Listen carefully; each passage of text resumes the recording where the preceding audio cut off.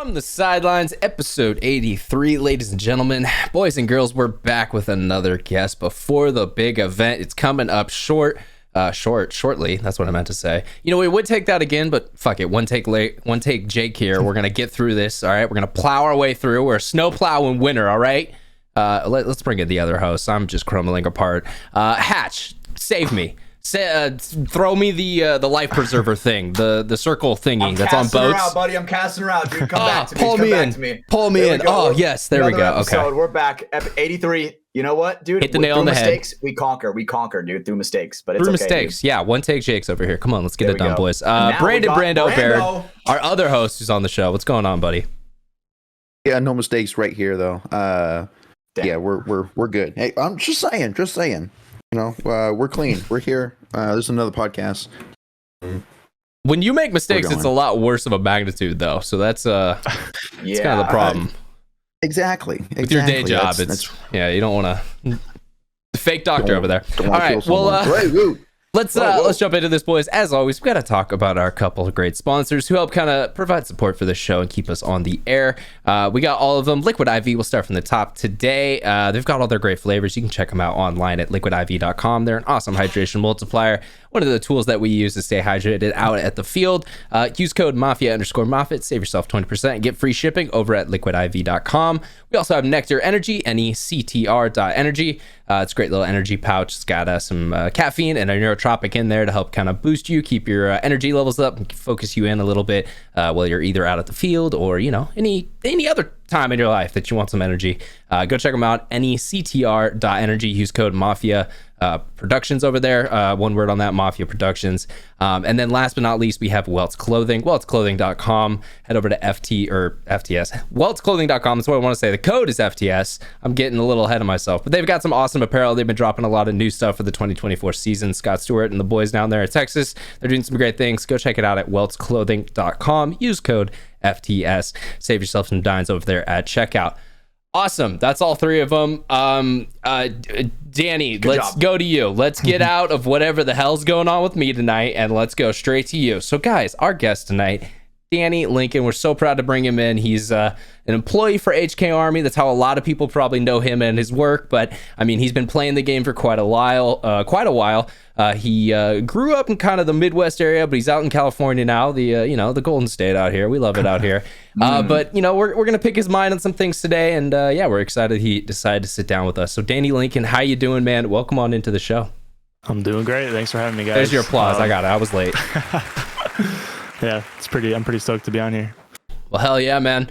I mean, let's jump on into it. You're working with HK Army. I think that's, you know, something that I don't know, a lot of people, like I said, probably know you and your work from. How did that start? What was that process like? And, you know, how did we kind of get to where we're at today? So how that started was I never applied for this job. I just picked up a camera and started filming skateboarding, and then that turned into filming just like cool product videos. And then I got a job doing like it's kind of funny. I did like Halloween costumes, like product videos for Halloween. That's sick. Okay, you might find me on Amazon in some. On his question, I looked up a Dumb and Dumber ad the other day. Have you ever modeled one of those? Because I swear to God, it was you, bro. Yeah. You could find me in some costumes. All right, for sure. I'll throw that in the video of the podcast. Go check that out. There's some funny ones I could make it up for you. Hilarious. That is fucking hilarious because I thought it was you. Okay, sorry. Continue. Yeah. So I would film for that, and they also had a it was called TV Store Online, and it was a pop culture store. So they would be like movies, like t-shirts, all this stuff. So we would get models all the time, shoot all that. Then I got really good at editing, and then I kept just like posting stuff on the side, like just how my Instagram is today still.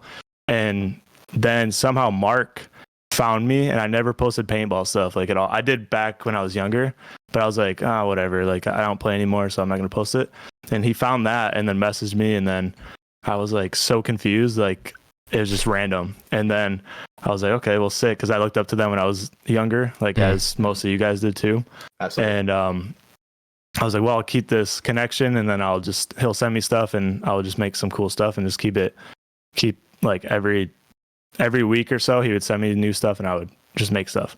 And then that just lasted like 2 years, and like I never expected to move out there. I was just like hyped on making them cool stuff.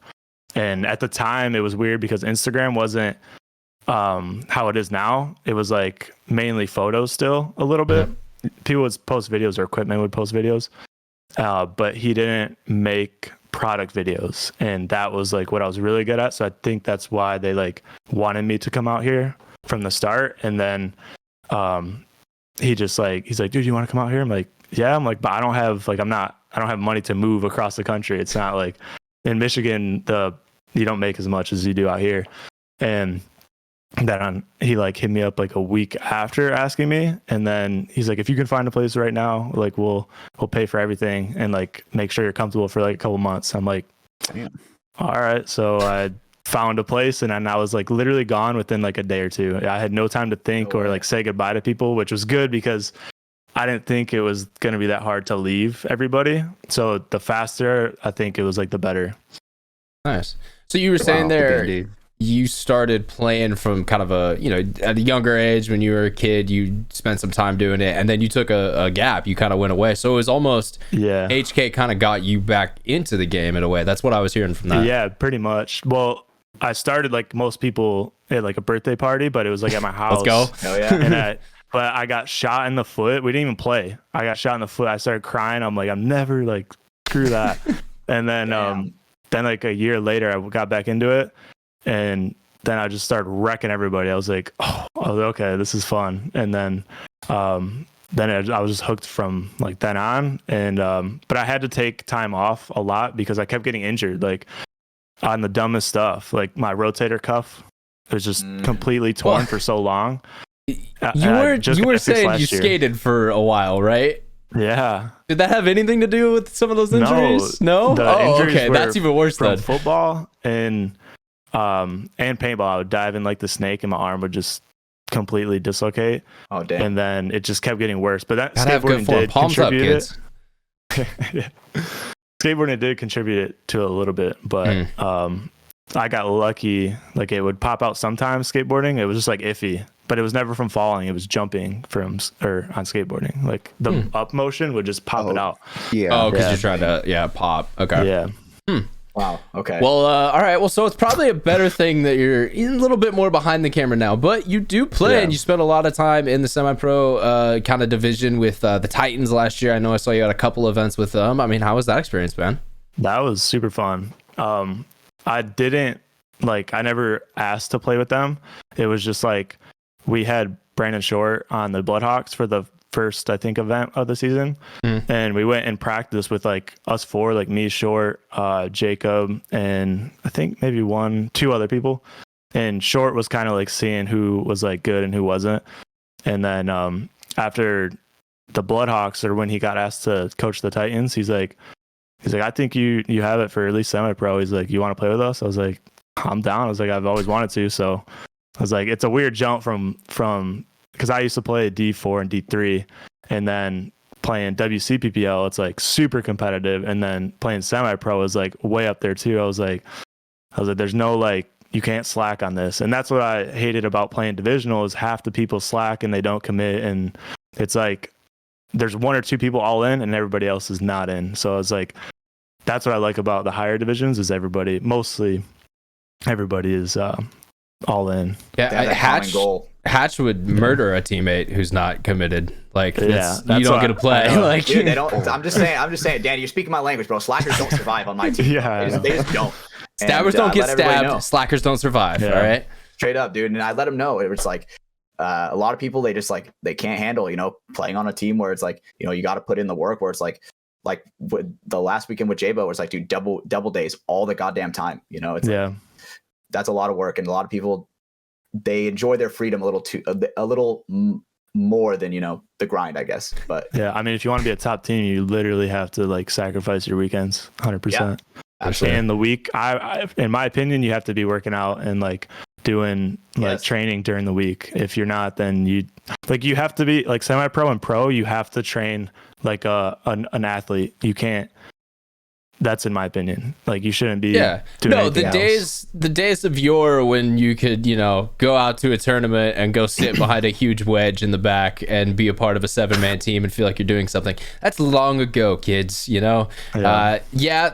Colt Lacau, obviously there's guys who, you don't have to be the skinniest, He's assembled most differently though. light Colt's dude out there, but you got to move. You got to get up But the he's field. You can't be grinding stuck. Like, and it's, it's required from everyone. It doesn't matter if you're the 3, the 2, or the 1. You're going to have to send it down the field at some point in time. So you got to be physically able to do that point after point after point. And especially, you can do it in semi-pro. Some of these tournaments, guys, like, it's when it gets humid as fuck and it's like super hot. I mean, guys be dying. A couple of these WCPPL tournaments, like, holy crap, it's it gets brutal. Definitely. And I think one thing with Colt, he has evolved so much, like from like the AC Dallas, like honing skills down into PB Fit for semi-pro for 2 years. Like, I mean, those are 2 like pretty dominant years in semi-pro. They got like 2nd place in the series and they got 1st place in the series. So it's like, 1st and 2nd. Yeah, and like you said, Colt's almost a bad example because even though he is, the body shape that he is, he still fucking moves. So it's like, all right, it's more so the point of like, you do have to be athletic. You gotta be able to run. You gotta have some cardio. Like, especially if you want to play anything past D3, like, come on, what are you doing at this point? I agree, and it's like sometimes it gets to the point to where if you're not being active during the week, it's almost like you're kind of like disrespecting your team in a way. Absolutely, that makes sense. And it's like. I don't know. Maybe I just look at it a little too serious for friends. I think any semi-pro, like someone that's taking it serious in the semi-pro division, you got to be able to play every point. I mean, if you're on, you're fucking on. Like, I was gonna say it's gonna show at the events like who's been slacking. It always does for the most part, without a doubt. Practice or. And there are people where it's like that are in like the bottom echelon of semi-pro, which I mean, we're in the bottom echelon of semi-pro, so I'm not saying shit about that, right? So there are just people that are just not graceful, if you will, when it comes to movement, just the mechanics, the mechanicalness of it, snap shooting and everything like that. Mechanicalness. Is that a word? Is that a word, Brenda? It is now. Okay, add it to the dictionary. Yep, Webster's. Yep. Speaking of you guys playing semi-pro, are you stoked that those 2 teams are out? Dude, the 2 top teams no, bro. I was begging to play PB Fit since no joke, before the seat. Like when we first were like, all right, we're going up to semi-pro. I was like, I want PB Fit. I wanted that shit so fucking bad. You wanted it, yeah. And all of our audience members are just rolling their eyes right now. Hatch has said this for a year at this point, and it sucks. He's so upset about it. So we didn't get to play you guys at all, like all year either. That was also frustrating as well because you guys got to play PB Fit quite a bit, right? Meanwhile, we played them twice. Okay. Meanwhile, I feel like you guys played the Misfits at every single event of the year. Like, I think 3 out of 5 we played Misfits. How does that bracketing work? How? I don't know, bro. I don't know. I guess maybe seeding, something like that I'm not understanding. On the lower end. Maybe, potentially. Yeah, just because we sucked. When we played them, it was crazy because it was one of the events and we found like a bounce shot and we would shoot Colt every point. Well, that was like my job, so I would get him out of there, and then it would be 5-on-3 every point, and they would win. I was like, we just couldn't figure out how to close against them. It was crazy. Those are some great ballers, dude. And I've been watching. Shout out to Verbal. I've been watching his like day in the life of PB Fit.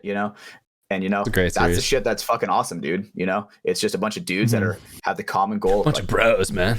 Building up like the best paintball facility, and that's something that I can get behind. That shit is sick. And obviously we're trying to do it with our own capital edge. You should go. Like you need to go, Hatch. I'm down, bro. I'm down.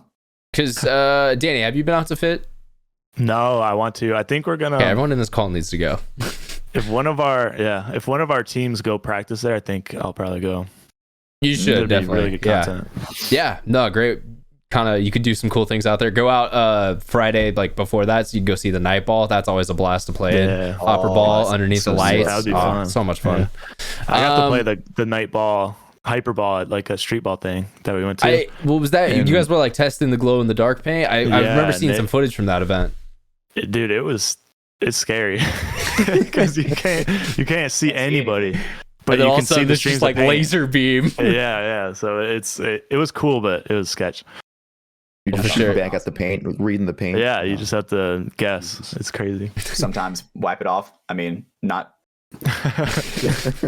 Well, bringing it, and people don't know this though. For the glow ball, if you use those lights, those whatever color, those purple lights, though, if you wear a fog resistant mask, you can't see anything. It's like it like lights up the lens like it's like there's fog in it.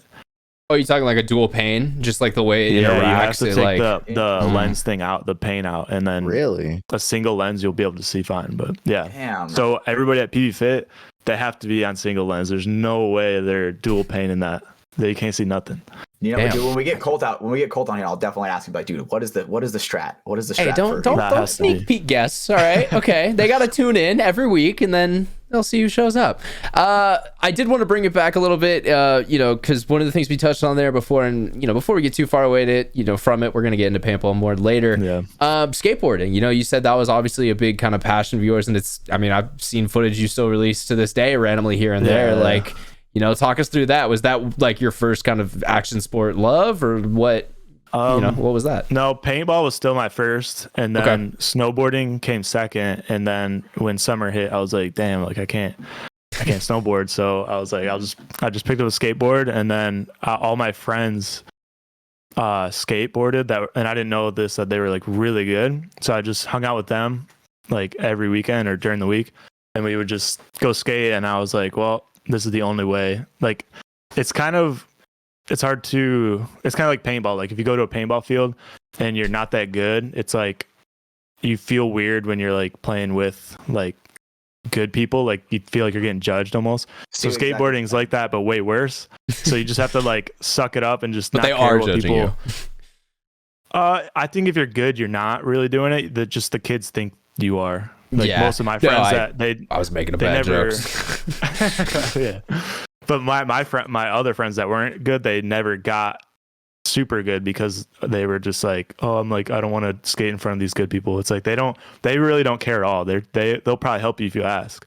Yeah, well, it's the same attitude in paintball. Like, you want to see people get better, and so it could be intimidating when you watch a set of pros play. But if you ask them why they went to that bunker, they'd probably tell you a little bit of like what they're thinking. Most of the guys do. Like they're pretty open with it. Honestly, I feel like if a pro player doesn't like help you out with that, they're not a fucking pro. Yeah, exactly. For sure, they should. There's a guy who plays pro. God damn, give me a second here, Hatch. But speaking on the skating side, so obviously that was the group of guys you fell into, and then you started doing content for it. I know you mentioned earlier that was what like first you started filming and like trying to do stuff for. Yeah, so I wanted to, me and all my friends, we were like making like a film, like a whole, basically a skate part or whatever. So we'd all have our own parts. And then from there, while I was doing that, I got really good at the same time. So I was like, well, I don't want to be stuck just being the filmer. I was like, I still want to get a part. So this company reached out to me called Cloud9 Grip Tape. They used to, I don't know if they're still in Zoomies, but they sell grip in there. And he would send me grip, and I would make cool videos on top of like tagging them in my like tricks or my friends. Okay. And then he invited me out to Denver, Colorado, for like the Zoomies 100K event. It's like where all the big skateboard companies come to like party, and like it's kind of like a World Cup, but of skateboard brands. Okay. And then he brought, do you know who Trevor Wallace is? Yeah. Stiff socks. Super funny. Yeah, he was getting big at the time, and we brought him. So me and him we all just went together. And this was like, he was big in Zoomies, but not like to the world yet, I don't think. And he's big in Zoomies, bro.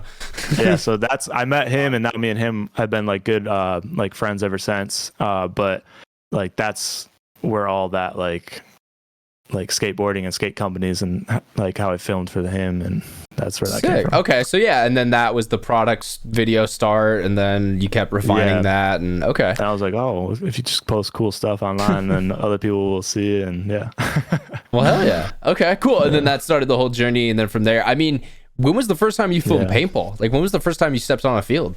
Do you have that clip, that first clip?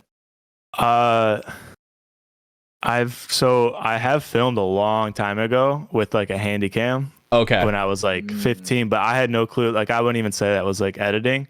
It was like Windows Movie Maker, and it would like crash Stolen all the time. copy of Sony Vegas. Yeah. So I guess technically I have been like filming for a long time, but I wasn't like editing like that. I got it was you. Just like but it was after like HK reached out to me. I had a Canon like 80D, and then I was like, I'll just go to my field and film one of my old teams, and made like a cool edit.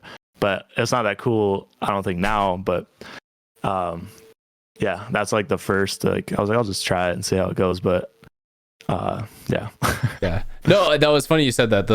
I don't think it's cool now, because I've said that about stuff in the past, and Hatch is like, why do you say that? And it's like, well, because you get better, and cool, you want to make better things, and so it's still cool, but it's like, could have been better. That happens with everything. Like no matter what, if I post something now, a year from now, I'm like, ooh, that was like probably cringe.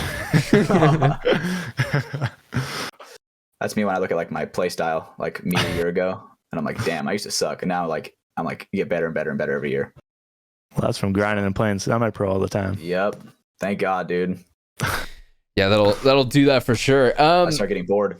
One of the other parts, so obviously, we talked about the the editing, obviously filming stuff, doing all the product stuff for HK. You've been involved like the mask videos. I know I've seen ones for like the skull mask and stuff like that. The skull one's the sweetest one. There's been some awesome videos.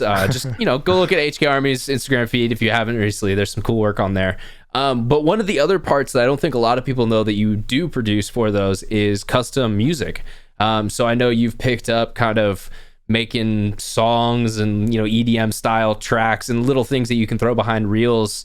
What has that process been like, kind of adding a new tool to your belt?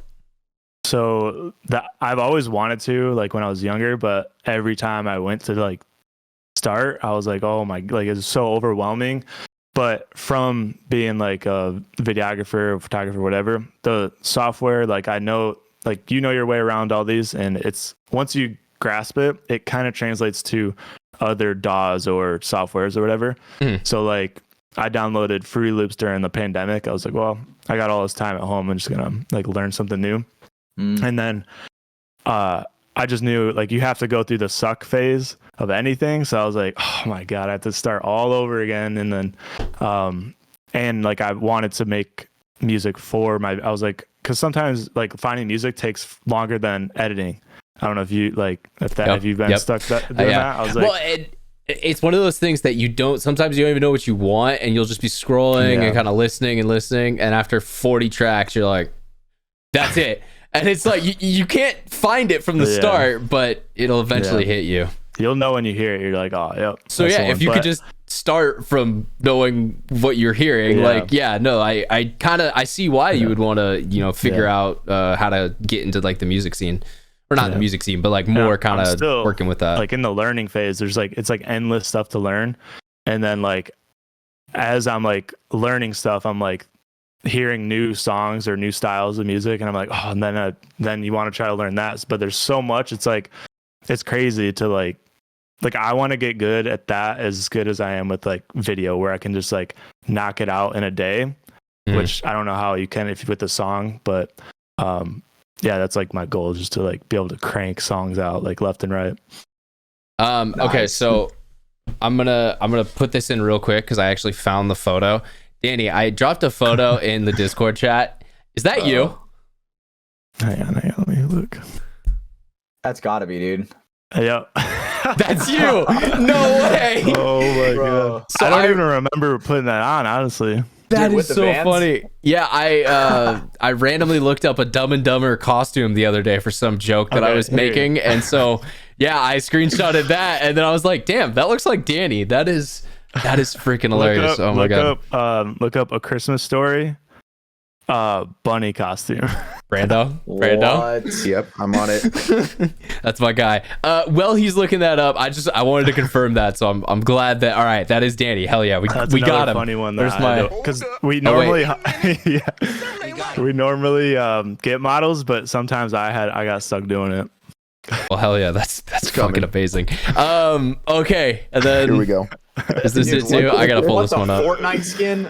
That one looks like a Fortnite skin, bro. That's amazing. Oh my god. All right. All of these will be added in the video of the podcast. So if you're listening on audio, please go check out the video. Some people message that to me on Facebook. Like to this day, they're like, I was looking for stuff on Amazon and is this you? Oh my god. I'm like, yep. That's great. Do you still have that? That is so good. Just tell me you still have that. I don't have it, but I had it when I moved. I was like, I don't need to bring this with me. I don't need this.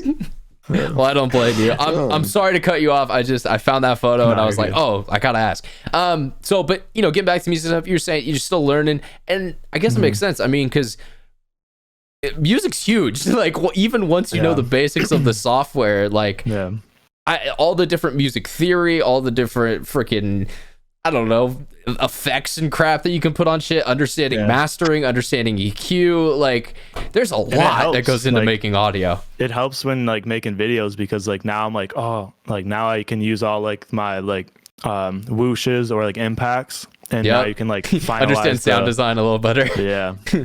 Yeah. That's something I definitely like, because it's one of those things when you watch a video you don't think about. As a person just sitting there watching a video, you're like, yeah, I'm watching a video.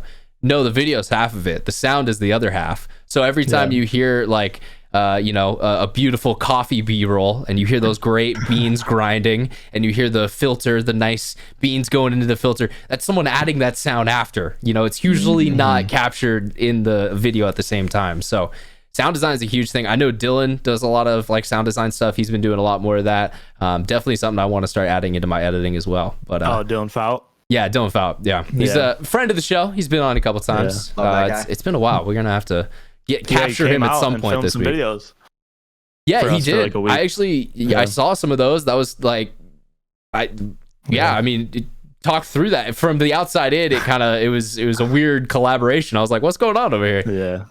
Yeah. He came out, and I didn't know what was happening because Mark like set it all up, and then I guess we were like seeing if like he wanted to come out here and actually, because we do need like another filmer and editor, because it's like there's so much that I'm doing. It's like way too much. So, and half the time I have to rush stuff. So we were trying to like get another person, and then I don't think it was like feasible for him because like the cost of living out here is crazy. Yeah. Well, and then there was another suitor in the party as well. Yeah.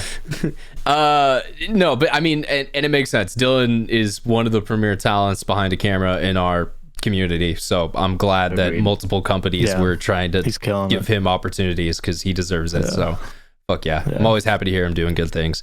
But what'd you guys make? Because I know he did, was it like product stuff you guys were working on? There was a couple cool things I saw come out.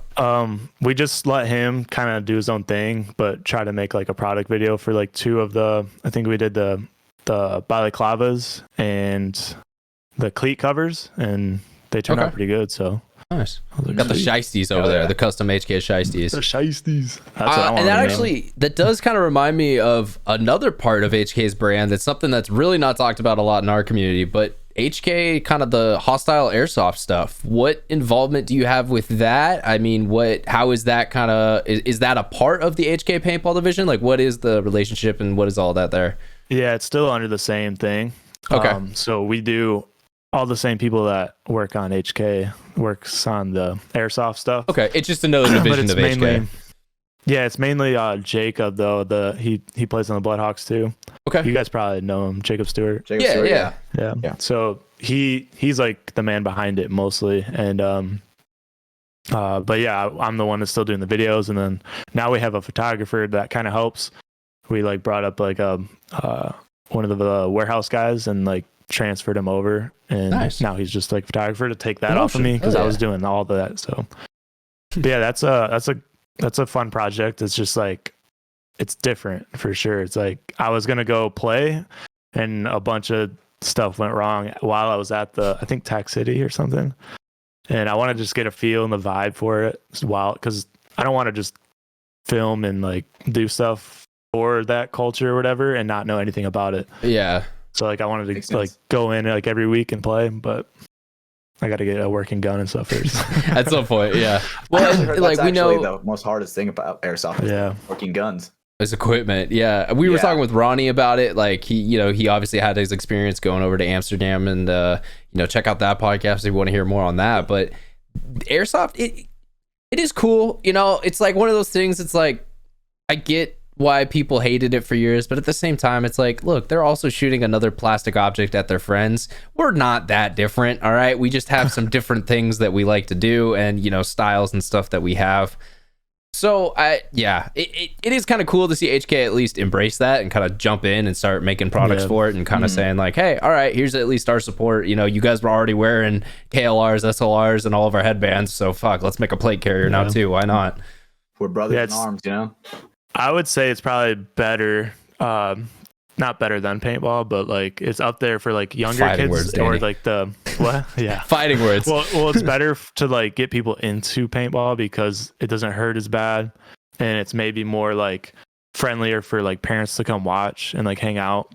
Paintball's like growing up when I was playing, my parents never came. They didn't even know. They would just say I'm the one sponsoring the team because it costs so much. I was like, yeah, they didn't understand it at all. Mm-hmm.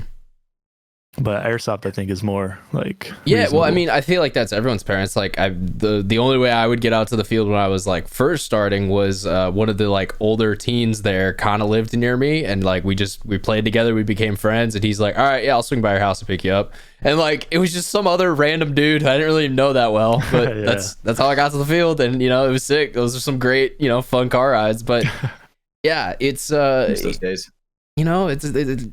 It's one of those sports you got to get there. Like at paintball, a lot of the times it seems like you have to make it work because it is usually so expensive. You got to buy paint every single weekend. You got to have a working marker, all this stuff.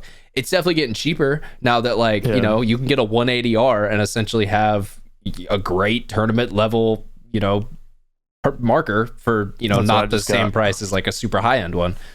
Yeah, no, and like you compare that to like a proto rail from way back in the day, which would be kind of similar. It's like, yeah, it's. Hey, I won a tournament with a proto rail. Watch shit! All right, I won't talk too much crap. My very first gun was a proto. I don't even know what kind of proto it was. Proto rail max. Did you have one of those, or not? PMR, PM7. Those things were sick. I think it was no joke, even shittier than that. Like it was so shitty. Barely worked. The evil minion. You sounded like a fan. I saved up all summer, dude, for an Empire axe. Didn't want the mini. Go. Axe plus cash. Get whatever you want. Axe plus cash. Damn, dude. Now it's shocker plus cash. That's like how it goes now. Kind of. But yeah, I mean, one of the other things, speaking about markers, HK has actually like stepped in. They've started to do some cool, we're seeing some milling jobs, some anodizing jobs from you guys. Like, is it cool to like kind of see those, coming through the factory door and like, oh, I got to make some cool videos for that. It's definitely sweet. Like the fossil ones are sick, and then the orbit ones. I have the 180R orbit. I was like, once I seen the silver one, I was like, oh, I'm getting that, because with the orbit barrel, it just looks insane. It just like spirals all the way down. Ooh. Oh yeah, because the barrel milling too. That's sick. So it like lines up. Okay. Damn. It's sweet. So sick. Yeah, it's cool. Like I don't know if you've seen the Aurora guns. They did this crazy anodizing. It's like. I would get it if I would buy it, I would definitely just take it to the field. Like I'm not putting that up on a wall. But I guess you're not supposed to like play with it because it could like ruin it. But it's like screw that. It looks that's insane. The plated one, yeah. Yeah. Yeah, that's what Paul has. He got one. Yeah, and not the HK one, but he has an Aurora plated CS3. Has he used it or? Yeah. Oh no, that's what he plays with. Yeah, that Ano's so shiny. Yeah, okay, I know which one you're talking about now. White grips on it. Looks pretty clean. It's badass. Yeah. I wonder if it affects like how it performs. I'm not sure. Did he say shiny? He can blind the enemies. I mean, the dude just get the angle of the sun and just blind them.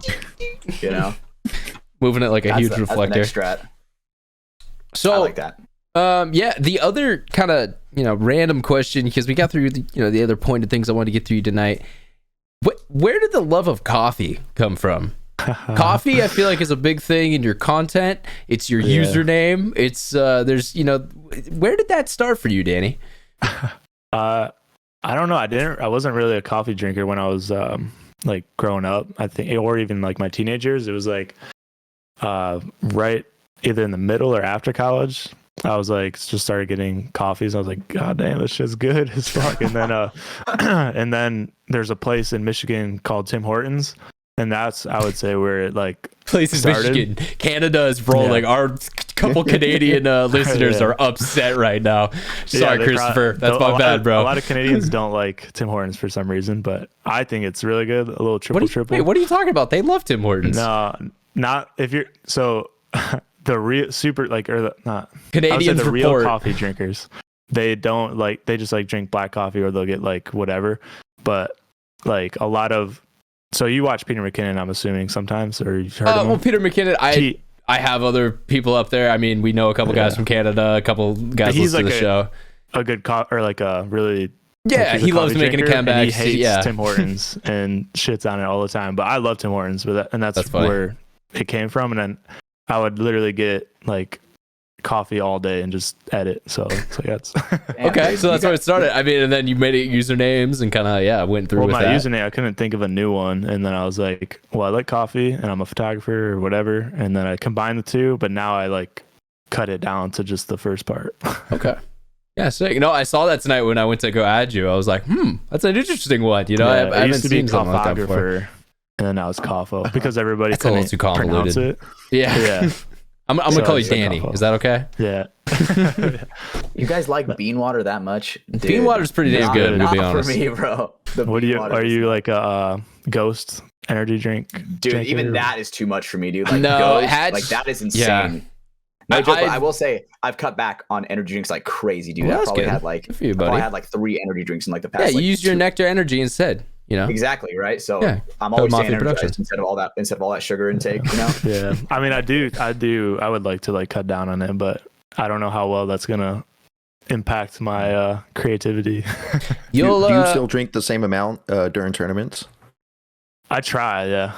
You try? God, I can't. In the morning, I'll get mad if somebody doesn't get coffee, or if I go to the field without one.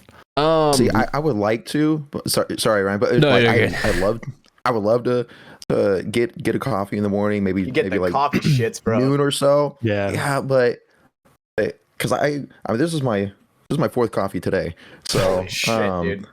Yeah, but I don't want to like inconvenience everyone else to get coffee, so it get sucks. your coffee. I don't Be a drink man. as much coffee. Be a man. Dude, you start your first point without any coffee. Yeah, but I definitely pop ibuprofen and Tylenol, just ready for that caffeine headache to hit. Brandon, you're a drug addict. God damn, bro. It's fucking coffee. Bro. Hell yeah. Addicted to fucking beans, bro. Could not be me. I was gonna say, Danny, one of our sponsors, NECTR, they are an energy and neurotropic. I was gonna say, I'll bring you a couple cans of their different flavors they have, and then you can try out those. That way, get rid of it 1 cup a day or something like that. If or the half. I'll take that halfway through the day. It's also a little easier too. Just got it in your pocket that way. If you don't have a whole like setup with a scale and like a fine hand grinder and like all the fancy things that you need. I don't do all that, but I love those TikToks though. I'm not even gonna lie. I get like mesmerized. I'm like, damn. I do want to buy a nice like latte machine or something like that. Mm-hmm. Yeah, make my own stuff. Nice espresso machine. Yeah. Do you at least grind your own beans? Not all the time. Sometimes. Not all the time. Okay. Yeah. Do you grind your beans, Brando, all the time? Absolutely. Yeah, absolutely. It does taste better for sure. Yeah. Yep. You also want fresh beans. You want them roasted within a month. I was a barista. Mm-hmm. It's a whole thing. Have you ever had Pete's coffee? I don't like it. So no, that's fine. But I was a barista for them for a while, and they like make you do a class on like coffee and tea to get a job there. It's like, I know way too much about coffee now. It's kind of annoying. I do want to start like a coffee company, but I don't not a store. I just want like a nice like brand, and then like Black Skateboard Coffee Company. I want to try to make it what? Black Skateboard Coffee Company. There we go. It's a Black Rifle joke. But be written. I would want to try to make it for like athletes. Like you say you don't go get it in the morning for like events. Like somehow turn it into like a powder where you can put it in like a water bottle. Ooh. And it still tastes like coffee, like either already pre-cream and sugar. I don't know, something like that. So where like for athletes, because like I always hate it too when nobody stops. I'm like, oh, dude. You're onto something. Patent pending, motherfuckers. Yeah, but Brandon, you're onto something. Brandon, just grew up and say, I'm gonna get coffee. Do you notice how at World Cup I was like, guys, we're stopping at a gas station. Like, I'm not gonna spend 12 hours in a paintball field without at least getting some caffeine and a snack or two. Like, it ain't happening. I appreciated it because I got a couple. You got caffeine too. You were the only two to get out. I appreciated that.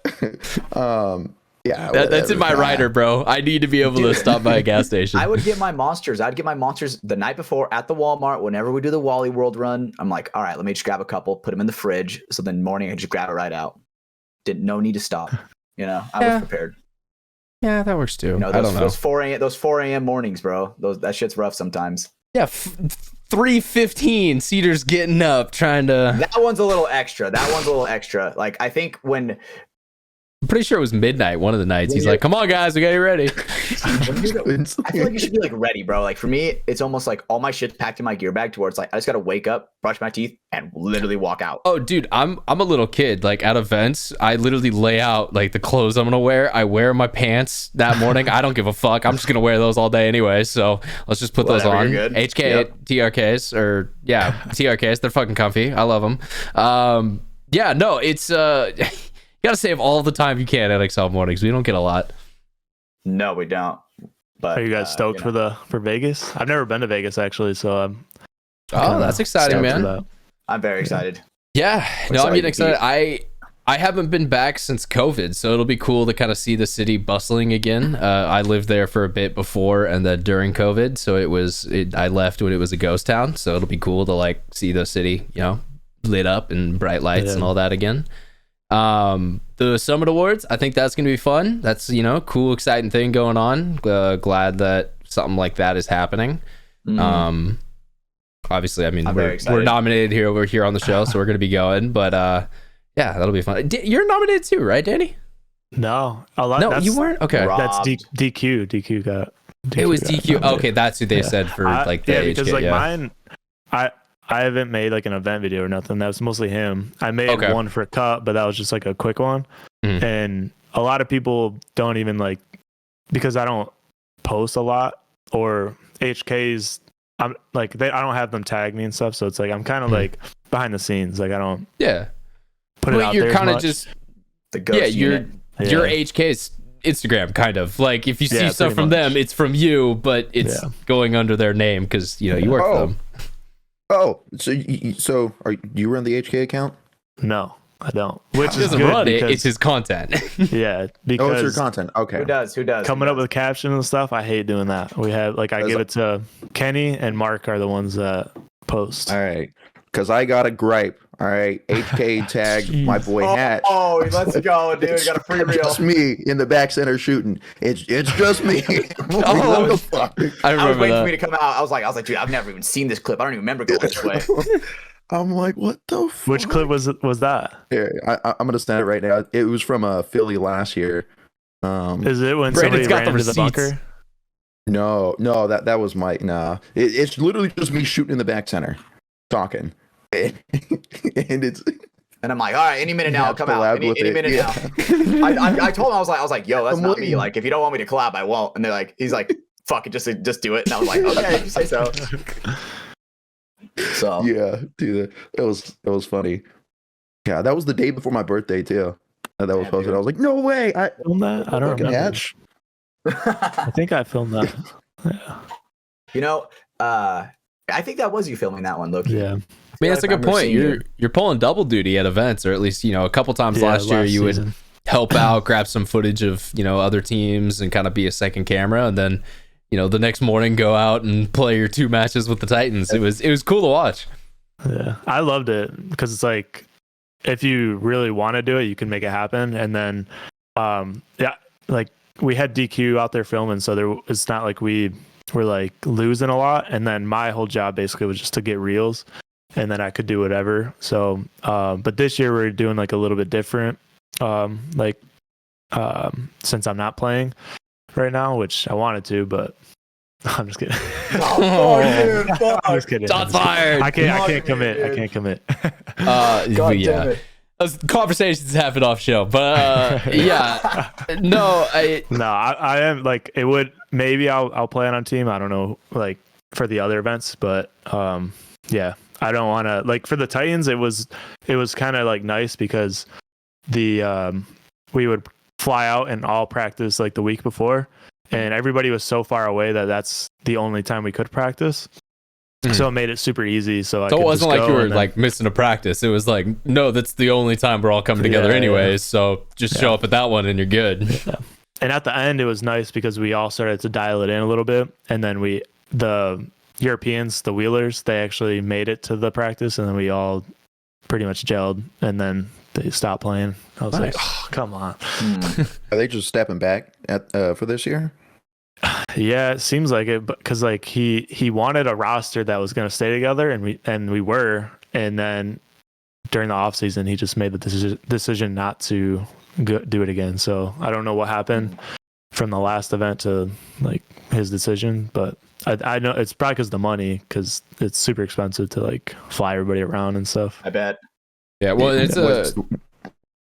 I think you were gonna ask the same thing, Brandon, but like they have a couple international guys on that team, right? I know there's. Yeah, they had 3 New Zealand guys, 2 Europeans, and then me and Short, and then one other. So that's like 15 grand in American flights each event, you know, just right there. Like, yeah, that shit adds up quick. Especially from New Zealand, it was like 30-hour flights. Jesus Christ, bro! Oh my God, that sounds. You know, I like the Wheeler brothers because, you know, I like watching them because all like you hear on his bum, get him out on his bum. I like that shit. Yeah, their accent's funny. So I like listening to those guys play. But I'm pissed we didn't get to play you guys either. Like, what the hell? Yeah, and every time we were playing, or because I wanted to film you guys too, I can never. Yeah, you guys had the same match time, like 3 events in a row, I want to say, like to the point is literally same game, just other set both times, and it was like, all right, well, I just won't get to film you guys for HK, sorry.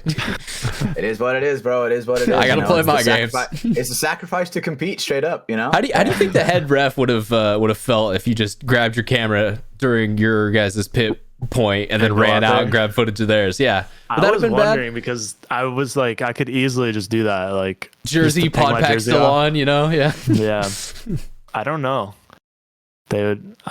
I think it's legal. Maybe, I don't know.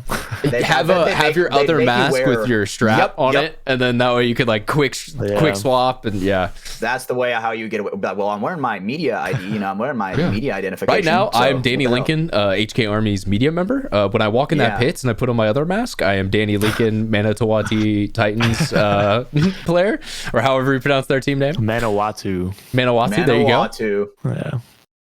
Took me like 3 events. Now I know. 3 events. See, all right, it's not just me, guys. You know what? I'll still probably get it wrong forever, realistically. But you know what?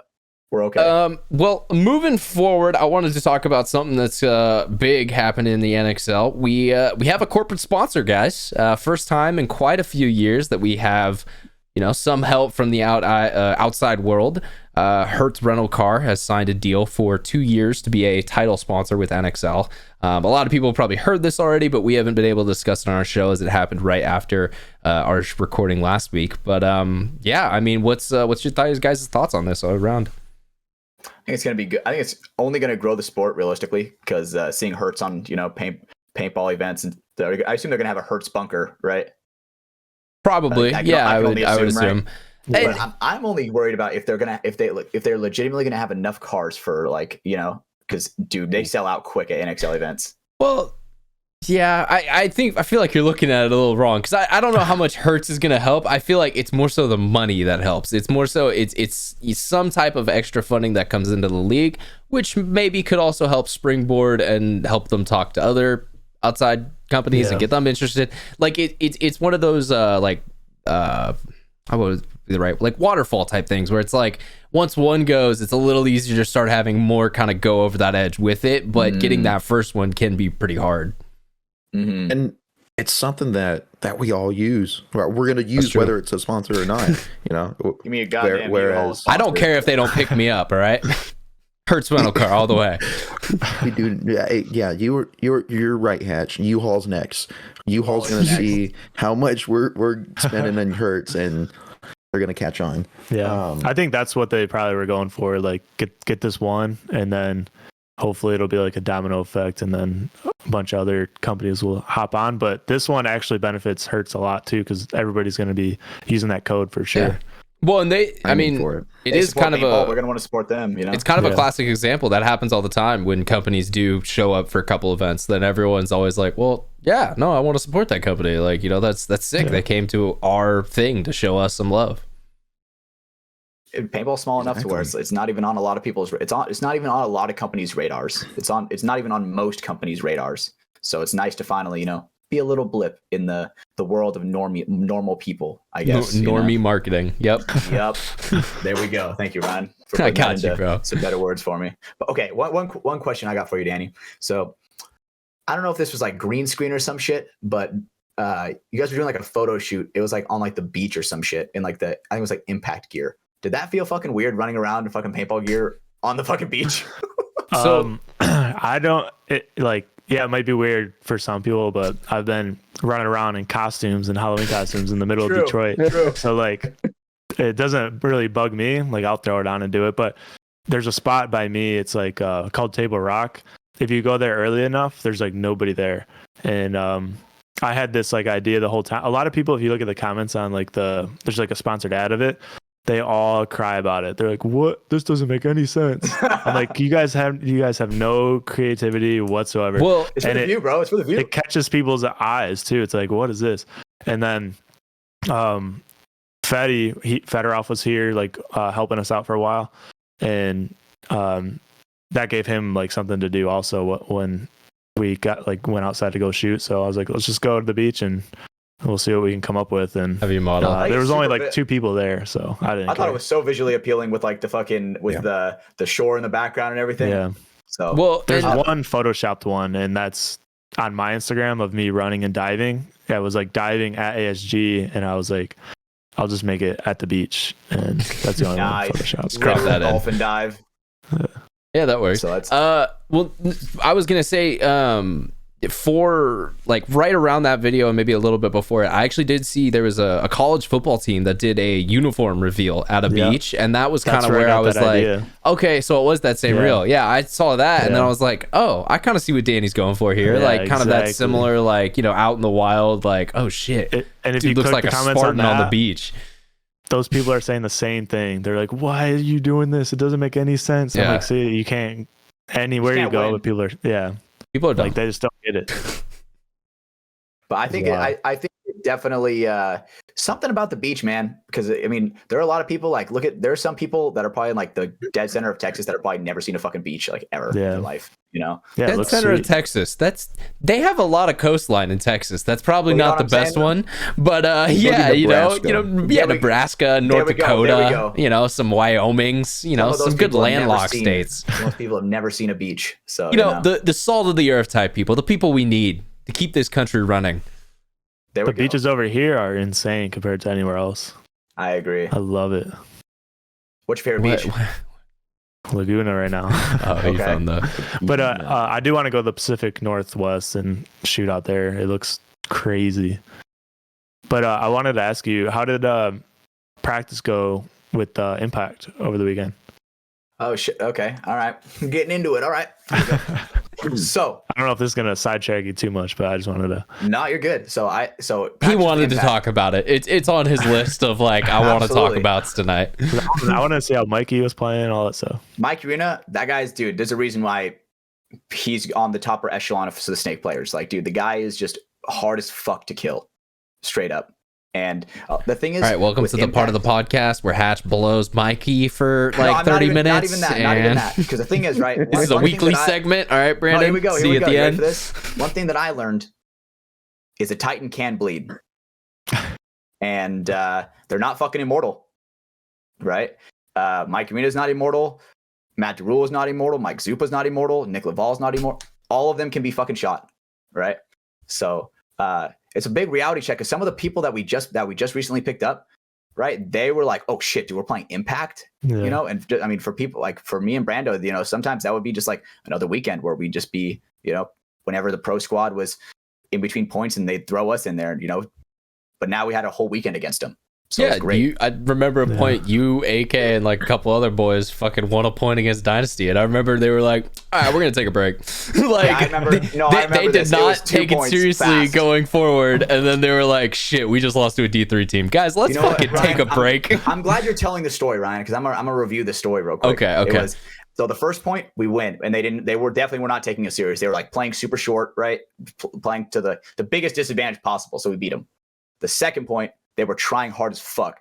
I forgot who it was, but on Dynasty, it was like fucking Dragon Sagandi fucking Goblin, whatever Cody was saying, at practice. And we fuck him up again, and they're like, damn, dude, time to go. And they fucking took a break for a while. And then they were like, we're just playing Impact.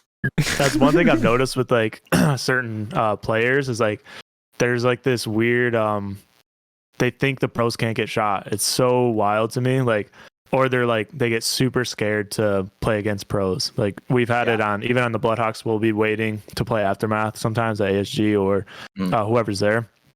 And some people are just like they play way different than normal. It's like what just anybody can be shot. It's not hard. Like they have a gun, you have a gun, you have the same angle, they have the same. It's the same thing. It's just a mentality thing.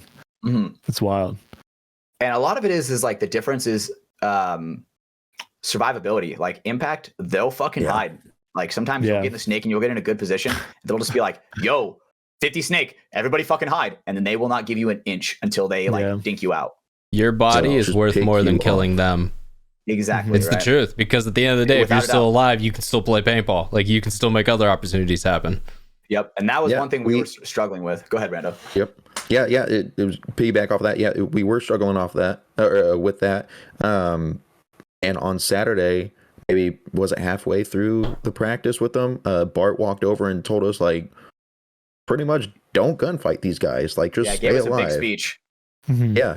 And I love Bart's speeches. I'm sad I missed that. It was nice. It was nice. Brandon's like my dad was there, kind of like. It was. It's something that like Jesus. God damn it, Ad. It's something that like we've all said. Just hey, stay alive. Don't take that gunfight. Call for help. Roll off. Whatever. Let everyone know that you're put in or whatnot. Just don't take that gunfight. But we were just doing it. We were just taking those gunfights, and it's fucking against Impact. Yes, most of the time, maybe it's a 50-50 shot or a 50-50 gunfight, but against them, it's not a 50-50. Their shots so much better. And yeah, that's pretty much what Bart said. And I think it was good for everyone to hear outside of our team. Someone in Bart's, with Bart's status, that also wasn't Dave. Like it's a complete kind of outsider to you guys, like not a familiar face, just someone being like, hey guys, I've seen 3 hours of practice, you should probably work on that. From what I've seen, I know nothing else. Like that's kind of where it was coming from, and not like guys talked about this every week, what are we doing? Like, because that starts to kind of get repetitive, and then it doesn't sink in as much. Yeah, and we won points prior to that, and yeah, absolutely, yeah. But we won points prior to that. But the reason why we won those was because we were staying alive and talking and communicating and everything. So, just reiterating that from him was really good. Yeah, I felt like it was very productive though, especially for the new guys to see at what level do you have to step up to even compete.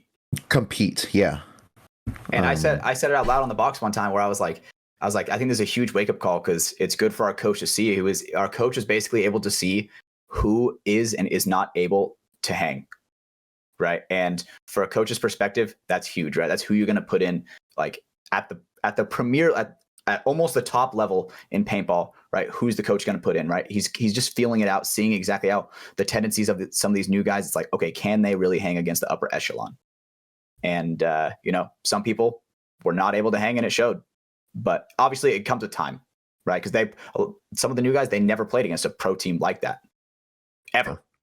So it was good for them. Quick way and I don't know if we're allowed to talk about it, but we did try out a new format. Oh, I was going to bring it up. Yep. I don't know if we're supposed to talk about it or not, but we were practicing a new format that is supposed to make the game like really fucking fast.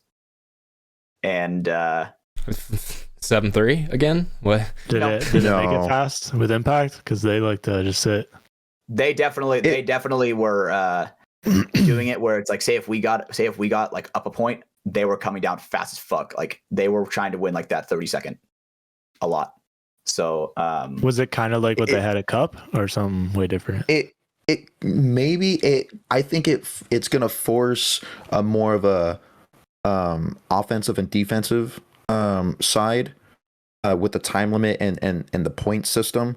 That's something they've been trying to do too. I know Tom's been talking about that a lot, of like trying to create more focal points of where like, oh, this team has the ball, they're trying to move forward. That's a little bit easier than just there's a ball, it's in play, 2 teams are there. Like, and that's kind of what it is a little bit right now. But okay, this team's offense, this team now this team's defense, now this team, I wonder if it's supposed to be like, if you're the offense team, you have an opportunity to score and get more points than just one.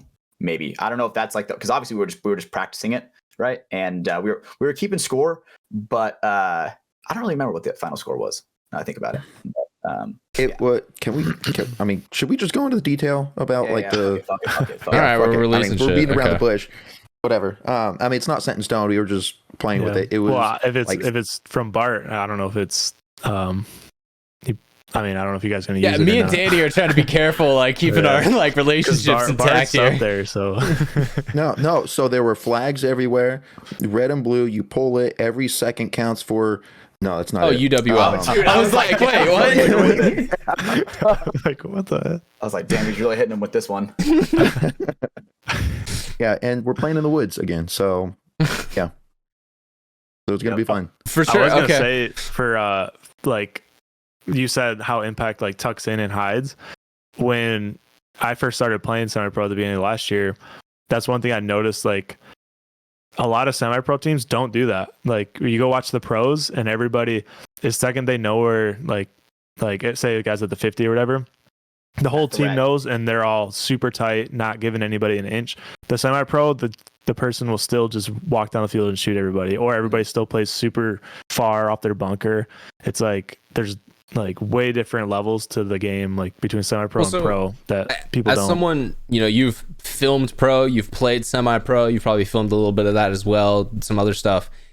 There is a difference, because in pro, stuff happens in like clusters, where it's like a body will die, and then 3 more moves are going to happen within the next 5 seconds, and then it's going to stale for a couple seconds. Information's going to be carried around, and then the next attack or move or something that's going to happen will kind of develop off that. Whereas the other stuff, it's a bit more of kind of like people are always moving, stuff's always going. It's a little more chaotic to kind of predict what's going to happen. It's less like organized. Like the pros, like they keep track of, most of the time they keep track of where the bodies are and where the moves have been made, so they can adjust like right away, or to just make sure that their guys don't get shot. And in the other divisions, it's like it takes time for that information to get across, or the person's like got tunnel vision or something, or he's not listening, and it just seems less like, I don't know how to describe it. An internal instinct where you hear, if you even hear like the second syllable, only the second syllable of the snake, dude, you gotta fucking know. You gotta fucking know, bro. Yeah. And that's without a doubt like the way Impact plays, right? We would get into the snake, or like I would get into like the snake Rito, because there's fucking 8 snake beams now or whatever. They would find me, and then they are not even like, they would just berate me with paint to where if I could shoot that guy was shooting at me, to where I couldn't look that way, right? So there's a reason why they're the second best team in the world for sure. Jumping forward to a topic that's similar to NXL Vegas and is something that's going to take place there. Have you heard anything about HK's paint for the tournament? Have you is there anything you've seen internally or any of that stuff? I just was wondering. The $20 paint. Oh, well, I don't know about that. I'm more so meaning about the shell. Are you guys are doing the bright color? I'm guessing it's pink. Bright color. But yeah, we're doing $20 and everybody's like Oh, well, that's not liking it. okay. But it's like we were gonna make a video today, but Mark wasn't there to like basically explain it, because people think it's like that we're cutting corners and stuff, but it's literally the same exact everything. We're just helping everybody out, and we're trying to get more people. We're like just being straight up honest about it. Yeah. So how dare you guys do something so good for the community?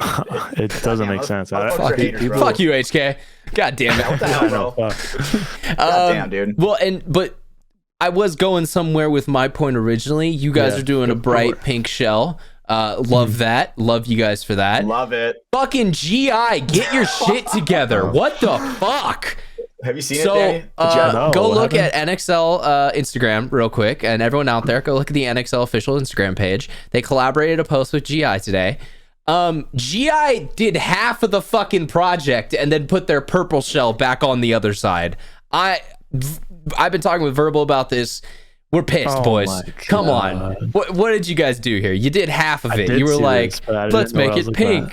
So I saw Yosh posted a couple of videos of like guys shooting that paint, and I was like, oh, okay, that's kind of a cool practice shell, you know, if that's something you're trying out. And then when they announced today that that's the event paint, like, come on. What are we doing? Just make the whole shell pink. What the fuck? They're riding the line so fucking hard. I know. They're riding that line. Why did they do that? Are they trying to like still have it like not be visible? It's because they don't like pink. I mean, HK's brought pink before it was an actual like mandatory thing to events. Like, you guys don't seem to mind having a brighter shell ball because that it does help us show the game off better, helps Go Sports.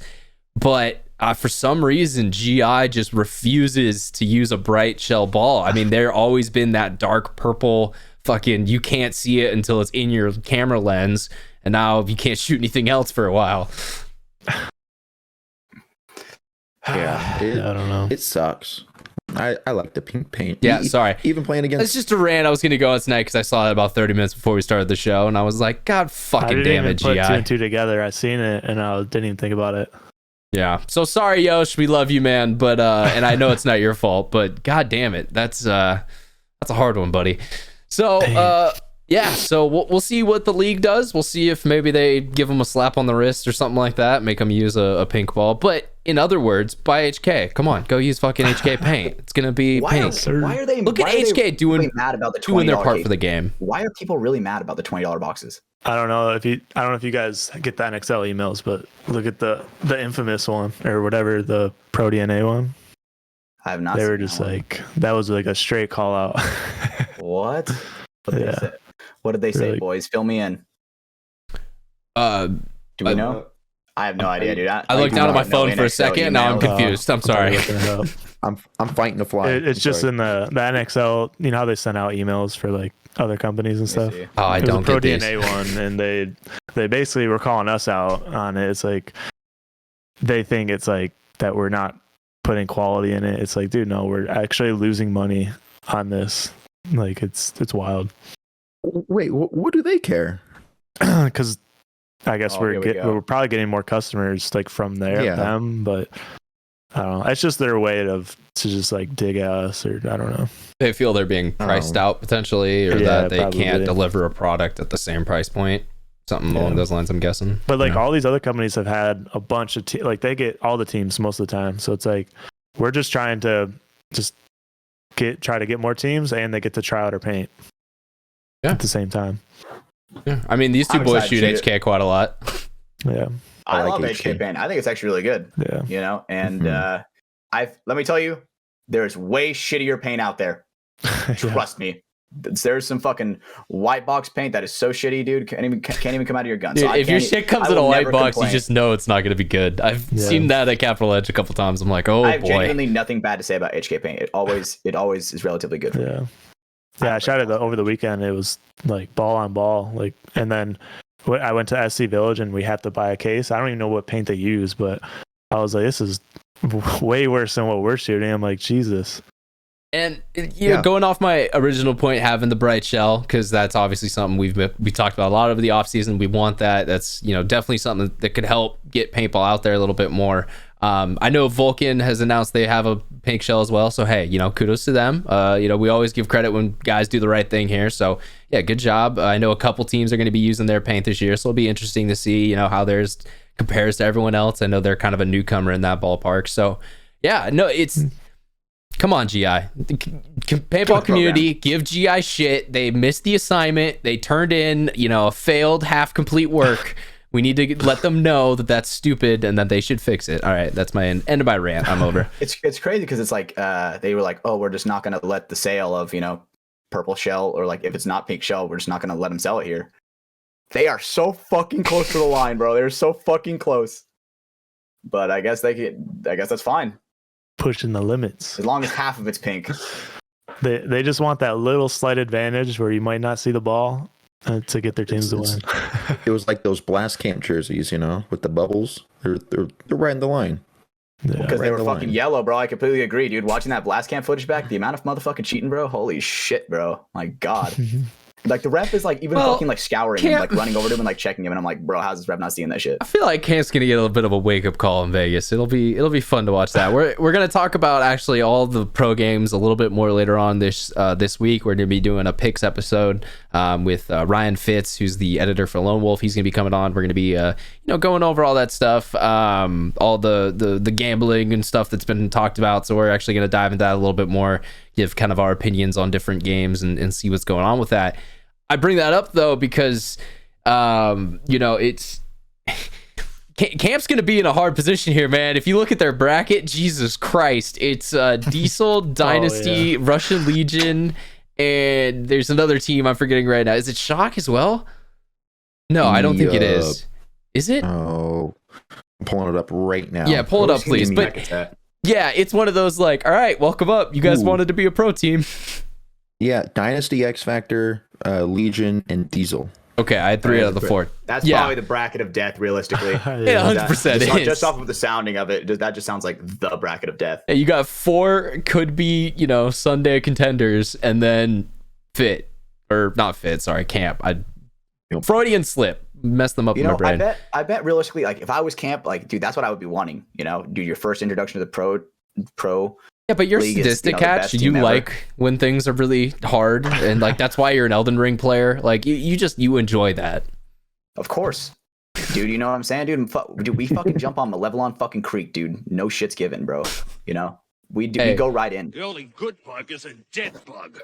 Fuck right, brother. Fuck yeah, for democracy. We'll talk about that in a little bit. We'll talk about that later. But I mean, the other thing, you guys going back to practice, kind of keeping on paintball a little bit longer. You guys were talking about Caden. There was something going on with that. There was some story you guys wanted to tell from that. Oh man.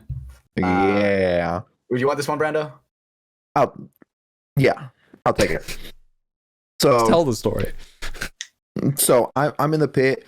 Hatch, Caden, and a couple other guys are talking with Impact and Dave and stuff in the like the far pit on our field. And Caden comes like running back and like all like he's all TVing, dude. He is TVing. Oh god, Logan's back. So happy. He was so happy. He's carrying a CS3 case, and he unzips it all like, oh my god, look at this, and it's a brand new, fingering the shit out of it.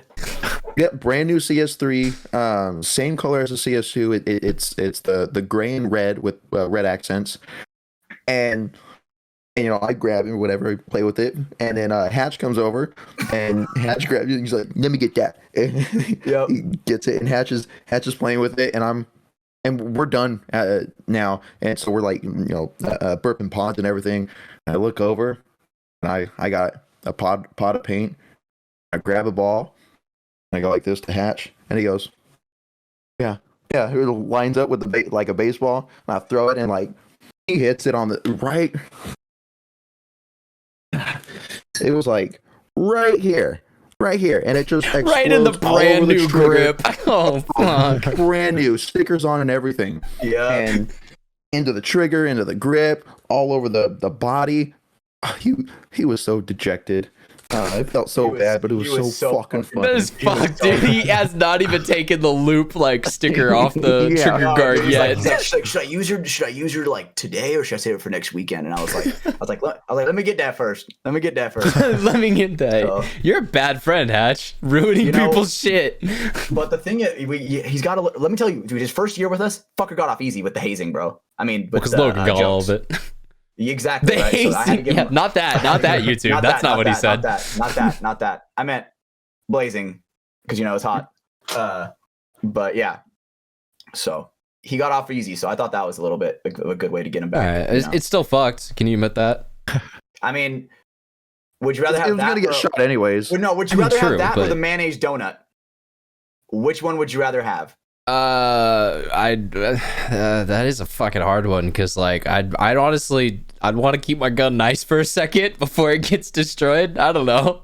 I'm gonna be pissed. Let me at least get a photo of it. Like, Jesus Christ. I don't even know if you got that. It was like, no joke, out of the case for 30 seconds, maybe. God, I love you, Hatch. Objectively, you're an asshole at times. I hope you know that. I had to, dude. I had to. All right. Well, let's see other things to go over on tonight's show. Hatch, quick question for Hatch. What rank were you in Halo 2? And do you like the new Halo series? Okay, so Halo 2, I never got to play Halo 2 back in its original prime. Halo 3, Lone Wolf, I was 50.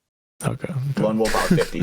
Okay. For sure. SWAT, I think I was like, I don't remember what I was in SWAT. That was also fucking fun as shit, dude. Halo.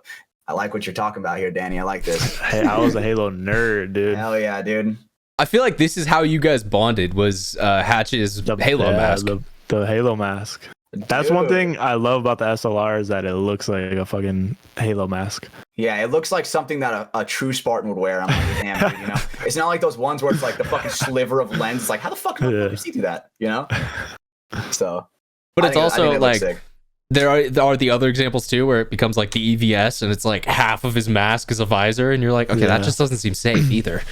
It's like, hey, shoot me right here. It looks like the EVS remind me of a pilot's helmet with like that thing. Yeah, with the huge slide down. Because you can see like how big or how thick that goggle is. It's crazy. Yeah. Damn. Oh yeah, and then Mafia. Oh, go ahead. Oh yeah. Answer that. I think the second season's definitely getting cooler. I think they fucked it up showing his face. Actually, fucking. That's what I don't understand. In the game, they never release or show his face, and then the show, I'm like, I guess I'll watch it, and then all I see is his face. I'm like, what? Who the fuck is this guy? Who the fuck is this guy? It's so weird. That's Master Chef, bro. The off-brand, And, I guess the writers or whoever was filming it, they never played the game. They didn't even go off the game story, which is wild. You would want to kind of keep that audience in my head. I don't know. Yeah. You're not wrong. Essentially what happened is they had the first season, they had that, their kind of lack of experience, and the internet was like, fuck you, this is the worst. And Paramount is like, okay, we need to help them. So I've heard that they have brought in people with more kind of experience around the general lore, the actual like, the gameplay, stuff that you would like, oh, okay, I recognize that from the game, stuff like that. And so hopefully season 2 is a little better. But yeah, I know I've heard season 1 is just atrocious. I know. Because the thing is, Master Chief, bro, when you're growing up, fucking seeing him do all this shit, is you, bro. Yeah. That is you. That is like, that's why you don't see his face, because that's fucking you as a Spartan. Yeah, just as much as I'm Soap McTavish, all right? I was Master Chief growing up. Absolutely. Well, I was Get Snake up, soldier, from Metal Gear Solid too, bro. You know what I'm saying? We crawl around. Oh, sick. What the fuck? Damn. That looks fire. So, this used to be at the HK warehouse, like we moved warehouses, and then they got it made for a shoot for Meta. They had like the company Meta Threads. Yep. Remember that? And I was like, Facebook I was like, damn, hey, that thing is name. sweet. And I was like, can I use that to just go shoot? And he's like, yeah. And then when I started to get like further into music, I'm like, that could possibly be my like. That's your dead mouse. Yeah. And then let's go. Mark's like, yeah, you can have it. I'm like, dude, this thing's like it's legit, dude. It's custom made. you can see through it. There's like lenses that you Well, can't I was just see. gonna ask. I was like, could you see through it well enough to actually mix? Like, Yeah. I think so. Yeah. I would have to modify a little bit, I think. Get some AC up in there. Yeah. get a little goggle fan in the back, keeps some airflow going through it. No, that's joke, dude, I'm sick, pretty dude. sure that's what Marshmallow has. I'm pretty sure he has like a full fucking AC unit in there. Yeah, they have something for sure. That's just crazy, But bro. there's like a whole story behind why they wear like masks. It's like so your audience can be bigger and nobody like the whole Master Chief thing. Like there's no, you can't, or Daft it's Punk. more relatable kind of. Yeah. Holy shit, Marshmallow's Master Chief? Holy fuck. Well, no, but like, I mean, Daft Punk was really the first big artist that did that, where they were just definitely. like, look, we're just two dudes. It does not matter what we look like. Listen to our music, and they made some amazing shit. Obviously, Bangers. if you look up photos of them, you can find pictures of their face, but it's just that way of saying like, I'm just the vessel for this. Like, don't pay attention to me. Listen to the thing. Yeah. Ed Mouse music obviously speak is for another itself. big example of that. Yeah. I mean, he also, I think his was from like Stage Fright too. He talks about that a little bit in a couple of like his streams I've seen where he's like, throw it on and I didn't want to go up there, so I just threw a mask on my face and like, all right, now I can do it. You know, The, while we're still on... Oh, go ahead, Danny. Go ahead, my bad. no, go ahead. You go. Okay, while we're still on masks and Halo, dude, I would fucking kill to get my hands on an energy sword, bro. A real one, you know? I have seen them on You're a TikTok. kid like, saying they people want a make custom ones. lightsaber. Dude, no, you think the energy sword would be strong enough to like block a lightsaber? Realistically, do you think? No, Don't think so? no. Damn, okay. All right. Those things just cut through metal. Lightsabers cut through everything, bro. The only thing that Yeah. can stop a lightsaber is another lightsaber. Okay. Actually, in the I'm really a nerd lame too, Star Wars all right? one, I'm just a and the nerd lame about Star different Wars, shit. The fucking new shit with like Rey Skywalker, they were using like the stormtroopers were using like some anti lightsaber shit. Yeah, the shock troopers and shit. Look, Lame. that's all Lame. a fever dream, and it doesn't exist. So we don't include that in our I agree. telling of the great tale that is Star Wars. Someone help me! I don't know what the fuck I'm talking about. Nah, dude. I mean, so it's confirmed. Danny confirmed that energy sword gets trumped by Less the lightsaber. than I think so. lightsaber. I think All right. so. Well, As perfect. much as I love Halo, I think they. I think gotta another speed up video that game one. topic. Let's slide into it because it just makes too much Fuck sense because yeah, it's so dude. similar to Halo ODST. Hatch finally got his copy of Helldivers working, so we were able to play some last week. How was it, buddy? Did you enjoy spreading democracy? You know, absolutely. Danny, are you familiar with this? I've watched Helldivers? videos of it, but I don't have it. No. What's up, dude? You trying to spread some democracy? Wanna come No. join the party? Dude, it is fucking bananas, dude. I gotta cut Like, that off when- where copyright kills us. No joke. When we land in and we hit that song, dude, if you die, you're fucking lame. There's no way you die with that song playing, bro. No, you're wrong because that game's meant for you to die. You die all the time. That's part of the I've fun. seen some Is like, crazy videos. Yeah. That 3 minute 30 seconds. oh, that's true. cannot die Yeah, while when that song plays, Fortunate bro. Son There's is no way. playing, you can't die. It's like when the Easter egg song from Zombie comes on, bro. There's no way. Yeah, you die don't want to during lose that. Yeah, you don't want to lose out on your full war machine the whole time. That game is Isn't absolutely. isn't insane. that game based off of that show, the Starship movie? Starship Troopers. Yeah. Yeah. Oh, that, is that it? show used to, That's or that what- movie scared didn't the know fuck that? out of me when I was a kid. Yeah. No, I just agree. I just thought the spider the monsters or whatever they were shooting. I was like, hey, They just happen to look a lot that looks like Starship. it. That we all Yeah. are saying Yeah. for the democracy, kind of like for the Federation. We're all kind of, No, I doing the never put two same and two exact together. thing. Like, No. another way that you could tell in the like main, because there's a super Earth section where our like Earth is and Mars, and like you can like look around that. One of the Super Earth. planets is called Clandathu. Clandathu.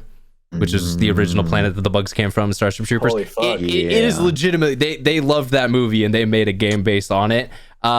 Great movie. Starship Troopers, fantastic movie. If go watch it if you haven't. It is It was absolutely good amazing. shout at me too, Danny, because I remember the first time I saw a dude get like his fucking head chopped off by a bug. I was like, "What the fuck?" Yeah, I did not expect that to happen. Gave me like nightmares as a kid. Definitely. Yeah. Fun fact, did you notice, so if you go through and watch that movie, some of the shots where the humans are like coming up on like the brain bug at the end and stuff, look at how it's filmed. Look at how the thousands of people are running towards the one bug.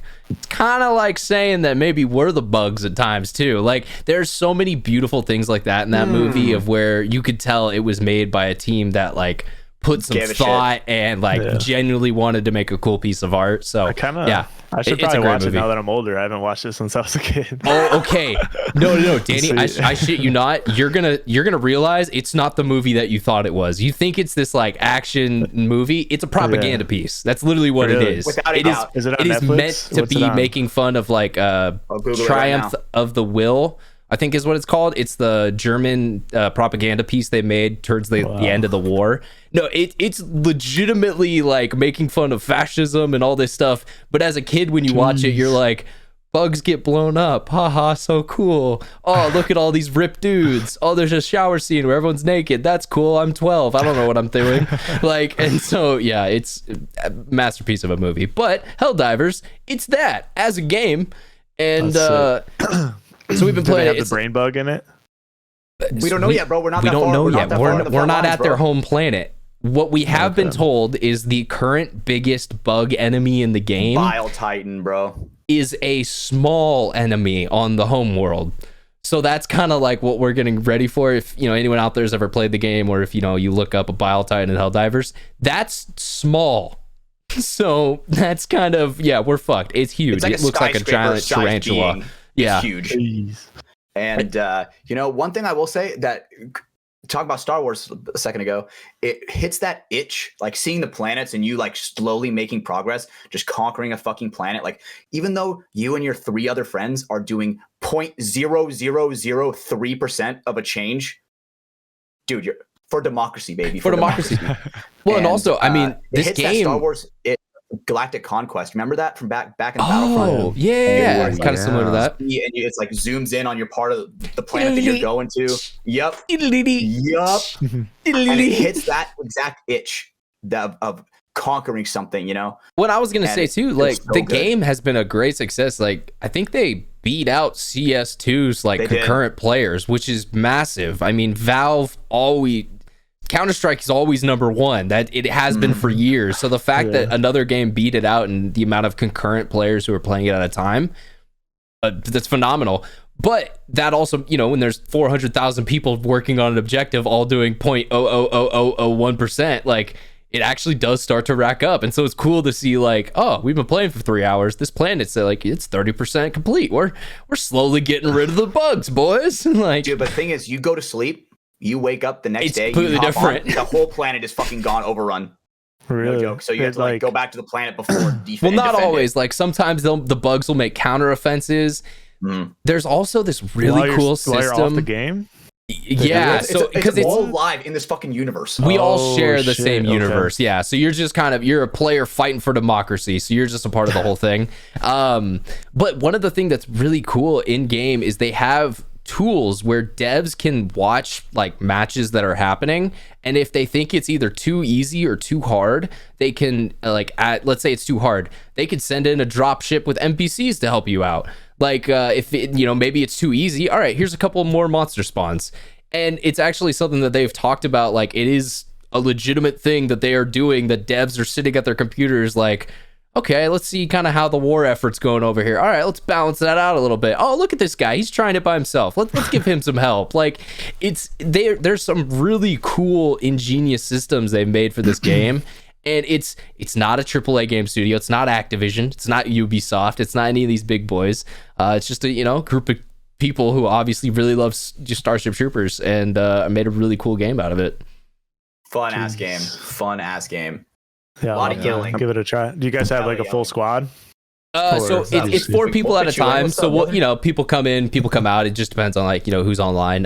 We were able to get Lázaro Lopez on it the other night. That was a fucking blast having him in there. I could have done it, bro. I had to get off, bro, for the sacrifice of paintball. We've played with him a couple times, but yeah, getting him in for the democracy has been a blast. But yeah, we got a Discord. We'll send you an invite to where we hang out in games sometimes. But I'll send you right now. But yeah, no, it's been a blast. Helldivers 2, check it out if you haven't already. But it's not on Xbox yet, so that's been the whole kind of the thing with it. Is it's kind of uniting the consoles, because PlayStation players are like, look, we need help. We need bodies. All right, we need people to throw in the meat grinder that is the war for democracy. Speaking of games, what about the Virtua thing? You want to get into that? I mean, yeah, we could talk about that a little bit. Virtue's kind of being an asshole, just like GI. You know, we call it as I see it. I get why they had to protect their trademark. What, Hatch? Were you gonna say something? What they do now? What's the whole new news? Oh, you haven't heard about this? No, I haven't. All right. I like this. Okay, well, I'm gonna take a sip of my drink. God damn it. All right. Ooh, okay. Make sure you quench your thirst. No, I mean, it's nothing huge. Virtua, obviously their name, Virtua, was very close to Virtue, which already is a registered trademark in the paintball space. And so essentially they took action to protect that trademark and essentially say, hey, your guys' name is too close. It's, you know, it's in paintball. It's too similar to ours. You need to change that or else we are going to, you know, follow with more legal action. And so Virtua has changed it. Their Instagram and everything for now is the studio name, which is Black Zebra. That's what they've gone with as their kind of, you know, studio name, similar to like 5-2 Studios. So that's the company that's bringing it to you. We'll see what they decide to change it to. Obviously, they have to rebrand everything in game, all the in-game assets, all the textures, anything that says Virtua has to be changed over to whatever the new name will be. So Virtue's going after Virtua? They did, essentially. This is the aftermath. Gotcha. It already happened, essentially. Like, lawyers have already been talked to. We're just now seeing it publicly. But yeah, it's one of those things that I get why Virtue felt the need to, because if they don't protect that trademark, then if someone comes out in the future and does it, it's a lot harder to have a court be on your side, because then they'll be like, well, but you didn't do that earlier when they had this. It's copyright and trademark law is a very confusing thing. HK knows a little bit about it. So it's a very big step to take, but it was one that they decided to do to protect their trademark. And so Virtua had to rebrand. I don't think it's that big of a deal for them. I don't know why they cared so much, because it's a video game. Like, it's not like this brand is like, if it was like a regular paintball brand, then yeah, I get it. But it's just a game. Yeah, I don't know. The reasoning they gave was that it just sounded too familiar and that people were confused if they were a part of the project. Like, they did have some reasons that they mentioned in a statement that they kind of responded to Black Zebra's statement with, but god damn, we're just back to WDP and Smart Parts suing each other. We're back, boys. We got a corporate sponsor. We're in the 07s again. Paintball's about to crash in 2 years. Get ready for it, all right? Dude. It's happening. We're living through it. We have to make sure it doesn't happen, dude. We cannot let history repeat itself. Well, of course, and that's what we're trying to do, but goddamn, paintball people, they do the same things over and over. Do you think it's out of greed? No, you don't think so. Yeah, it's like, it has to be. So I was just curious. I'm not a greedy guy. I think I've said it on the show before, but everyone wanted, the problem with in the 2000s, they wanted to secure their part of the pie and not make the pie bigger. Are we going to see the same thing happen now? I hope not, but this kind of was one of those things. The Virtua Paintball was making the pie bigger, and then now Virtue is suing for their part of the pie. Like, it doesn't. So it's like history's repeating itself, which is 20 years delayed. Fuck, man, come on, dude. What do we got? So there's been some lame things going on with paintball companies recently, guys. That's so interesting, dude. With that I've been asked a lot, even me, and I'm not related to either of those companies. But people will ask me, like, dude, do you know if like that Virtue game is the thing? I'm like, a Virtue game? And like, oh no, Virtua, like Virtue, they work together. I'm like, I don't fucking know shit, bro. 5-2 Studios for life. Don't ask Hatch any questions. He doesn't know anything about other than stabbing. Hatch knows stabbing. That's his favorite thing. That's all he knows. I know Halo. Okay, true. Good point. My bad. There we go. I know Helldivers. Elden Ring. That's you were playing that one game for a while, but did you ever play the Snapshot VR? No, I haven't. Dude. I haven't been able to yet either. Yeah, it is so fun, and I don't even think you like. Most of the time, like I'll always play like the night before I play practice, because it like gets your mind in that like state, and like you can get you can dial in your communication and everything. The only thing that it like lacks is like realistic running and diving, but everything else, the bunkers, the dimensions, everything. if you get a stock, you can, for both hands, you can switch. Okay. But right now, I just use one stock, and you can shoot. You just shoot left-handed out the right, or right-handed out the left side. But it's not that big of a deal. But the game is like so realistic, it's crazy. Okay. Yeah, we're infinite paintball fans over here. That's our game of choice. I still have it, but nobody's ever on. I would love to check out Snapshot. I don't have a VR console. Like I don't have an Oculus or I don't have a computer strong enough to like get a Vive or something. 3s are cheaper now since the new one came out, or MetaQuest 2. Yeah. I don't know. Yeah, I have the 2. But it is fun. I'll like save up for an Apple Vision Pro. Yeah. Or that shit on the plane. But if like you have like a team and you don't have like time to like, or I don't know, it's really good, I would say, for practice or for younger kids, because like you can practice all week and on the weekend in real life, but you can dial in get your reps get your reps in during the week, at least like communication wise. Yeah, I played it like a week or two before World Cup 2022. I think that's when we got it. Yeah, it was cool. It was like playing on we're like, holy shit, we're playing on the layout before we actually play the layout. Did you play on it when it had the square bunkers or like the real bunkers? The square, like the gray square bunkers. Is that what you're talking about? Yeah. Yeah, they changed it now. It's like they have a colored one and then just gray normal bunkers now. Yeah, it's been a long time since I've been on that.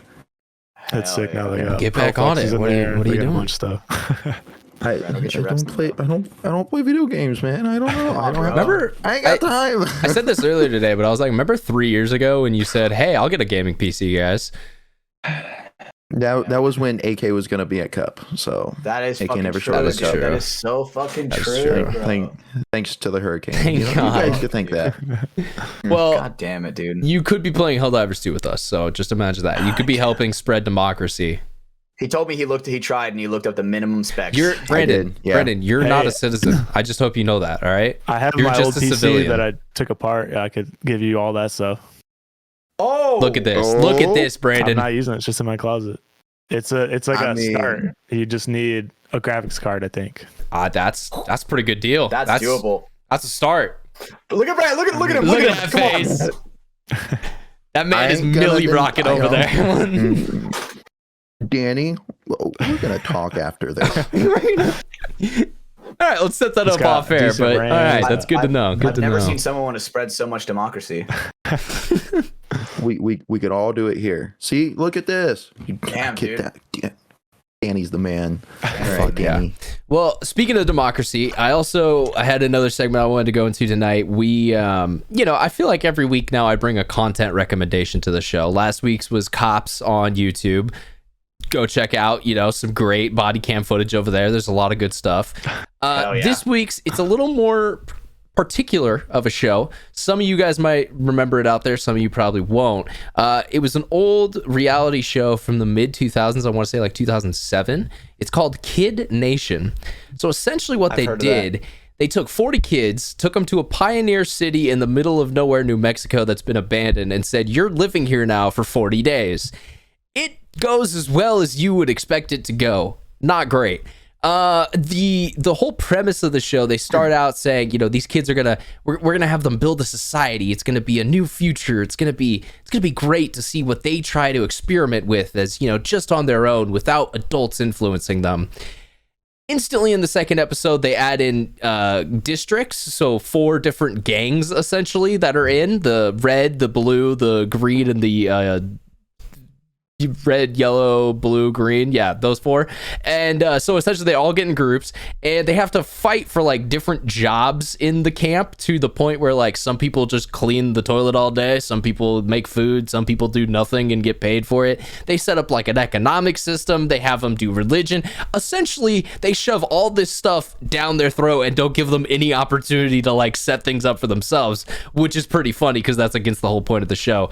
The executive producer, Tom Foreman, we need to investigate that man, because I don't know why he had the idea of putting 40 kids together with no adults in the middle of nowhere. That's just wild. I don't believe why anyone would be thinking that. What are those kids like nowadays, bro? Like what Are they scrambled? We've seen some interviews with kids. The youngest one, there was an 8-year-old who was a part of it. He leaves after the 3rd day. They do give him an opportunity to leave. So, like, you know, if you don't want to be there, you can go home. That's fine. You're not being held hostage. He leaves the 3rd day. He did an interview with a different YouTuber. I haven't watched the video myself, but I've heard about it.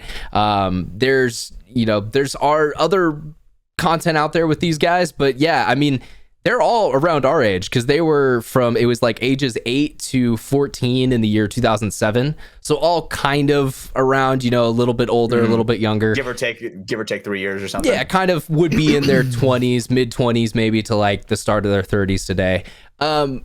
The fun fact is you can't find this show anywhere. It's been scrubbed from the internet. I found it if you use Bing and you look up the show, you can find a Reddit post that has a link to every single one of the episodes on Vimeo. It's the only place that you can find it. The fuck? It's funny. It is worth, you know, if you're just checking out old content, you need something to watch. Yeah, you know, go throw it on. There's some funny moments that arise. But yeah, that's my content recommendation this week is Kid Nation. Absolutely bananas show, a pure example of what the fuck were we thinking in the mid 2000s. It is in 4x3, so that's good. Makes me nostalgic. I love that part about it. But yeah, no, absolutely crazy. Shout out Bonanza City. Shout out all those kids out there. Damn, dude. I don't know. I feel like if I start watching this, I'm going to be on that list that we had in Round Rock or wherever last show is. Oh, the episode 69 list, yeah. I totally forgot about that one, dude. Damn. We did do that. That was the thing you did. That is goddamn, boys. We've been podcasting for a long time. We have, man. So yeah, Kid Nation. That was something I've been checking out this week, getting all the other stuff done. I know I mentioned it. On it. No, definitely not. I do not care that much.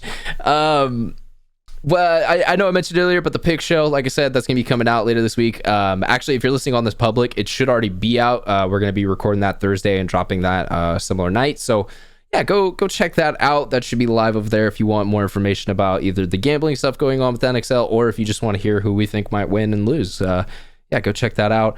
I know, Hatch, you had a couple other things you wanted to go over with Danny tonight, correct? Yeah. Okay. So I wanted to ask Danny your whole perspective on your thing with semi-pro, right? You kind of touched on a little bit where about like the physical aspects of it. How was it? How was everything on the fucking Manawatu Titans? Manawatu Titans. Manawatu. There we go. So tell me about that whole experience in semi-pro. How did you guys feel like you did overall? I think we definitely underperformed because like we were trying to figure out where the best where the best spots were for the people or the players. So like me, I can play pretty much everywhere except like the one on the snake side because like my injuries and stuff. But like once we dialed that in, we kind of started to do better. And then our communication also, it was just like the first couple points at every event were like dead silent. And then we started like doing these like little yelling things at the beginning of our matches. And it helped a lot. Like our first point would be like everybody be talking, which is crazy that just a little bit of like yelling and getting it out before the match that you're like warmed up for that type of stuff. But we just had to dial it in and had to like figure out the best spots for everybody. And that took like half the season to even like get that dialed. And do you think the not playing with each other very much, do you think that was attributed to it at all? Yeah, and different countries definitely, because in New Zealand their competition is not like America's or Europe's. Like everybody wants Americans to be on their team because our like the level of play out here is insane compared to anywhere else I would say in the world. So like yeah, I'm out there at ASG playing against like pros all the time and like super high division people like the TJ Bastards. They're super good and it's like nonstop competition. Then when we go play the events, like they don't get that, so they have to like now they're just straight into the trenches. It's like okay. Yeah. How do you feel like you played overall? Like for I think I played good, but I was definitely moved around a lot. I was playing on the Dorito side the first couple events, and then I got put into the middle. And then the last event was like I just got thrown in that snake tower, and you just had to sit there the whole time, and then move up the field. Like I don't know. I feel like certain jobs just have to be done, but I don't know. I feel like I played good for the most part. So I like to hear. Hell yeah. Yeah. What would you say for people that are coming up? What's a tip you would give? Just a general. You definitely have to grind for sure. Like be out there every weekend. Be in the gym. Take it serious. Always learn. Like if you're out there and you think you're the best and nobody can tell you what to do, you're not going to learn anything from that. The best people are always open to criticism, and always ask questions if you think, because there's a million things that could happen out there in the field, and you're not always right, but you try to make the best decision, and then just ask either if people ask like a pro or whoever's watching what they thought, because it's always a different view from the sidelines from what was going on in your head. I like that a lot. Okay. Yeah. And your other teammates besides Short spoke funny, right? That didn't help. Fucking weirdos. Yeah. And having Short as coach was hey, no nationalism on this show, Brandon. All right, come on. Yeah. But, whoa, man, I'm just USA number one. What the fuck is a kilometer? It was easier to hear them because I'm not used to it. So I stood out more. Yeah, it stood out way more. Like I can hear Wheeler across the whole field. Yeah, I remember we were stretching near you guys before one of our split deck matches, and we're stretching and we're both in a circle, and it catches us off guard of you guys yelling one by one. Yeah, getting that was that drill. We're like, okay, all right, it works. I'm telling you. They were doing a haka essentially. You guys were intimidated by it. You're like, what the fuck's going on over here? Goddamn. Yeah. I mean, I wake up with my loud voice. I wake up with my loud voice. One of the other things I wanted to bring up, Danny, because it's one of my favorite clips I've ever filmed. How much do you trust your teammates? I do now more, but that was the first event. All right. Well, if anyone's seen this, beginning of last year, I went down to a WCP and filmed some stuff for there's a couple, older DMG guys who went down there to have kind of a fun team.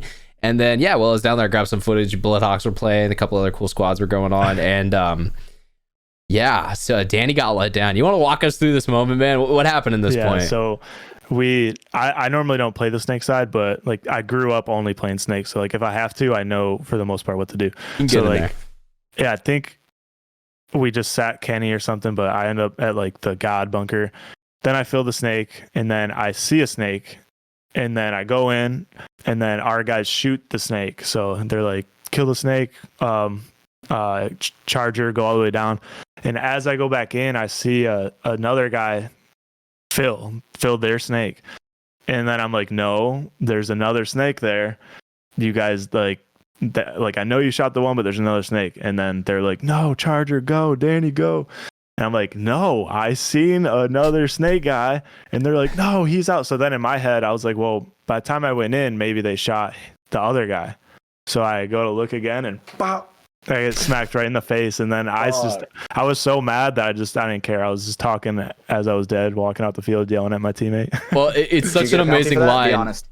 No, he did it. He did it. I was there. It was funny. Yeah, even Hinman was right there, and someone complained to him, and Hinman's like, "What do you want from me, man?" He's pissed off. We're not gonna throw a penalty on that. Yeah. But no, I love the line because it was I forget, one of your teammates. He was like, "No, there's no snake," and it was right as you're going out, and then so as you're standing up, you're like, "Yes, there fucking is!" and you can just feel that emotion everyone's felt of dude, I fucking told you there's a guy. Yeah. Fuck you, man. Listen to me and trust me.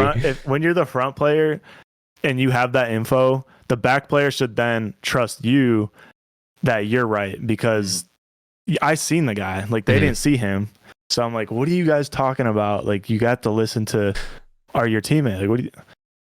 It's I'm correcting your information. So I don't know. You have to at least treat it like a guy. Say even if there wasn't a guy in there, it's okay, let's make sure. Yeah. You have to triple check and make sure that guy's not Survivability there. goes back to that. We talked about that earlier in the show. It's called a callback, ladies and gentlemen, in the podcast world. Yep, there we go. Good shit, Ryan. I like that. You know what? Yeah, skip that for me. Thank you, guys. Brando's told me a thing or two about, having my back, and then he fucking let me get run down. But, Never saw him. Bring these up every week, Ash. Every week you bring up this play. You know what? Actually, that's for shooting me in the back of the head. That wasn't me. That Philly event. That wasn't me. No, you straight up said, fucking way it was me, bro. I'm going to bunker someone and you shoot me. Speaking of shooting someone in the back of the head. Oh, you're definitely right. You're absolutely right. Sorry. I do remember that. Yeah. So it was you. Hit you with the yeah. He was going for the stab, and I was like, "Fuck that, give me that." Yeah. I did shoot our teammate Micah in the back of the head. I gave him about.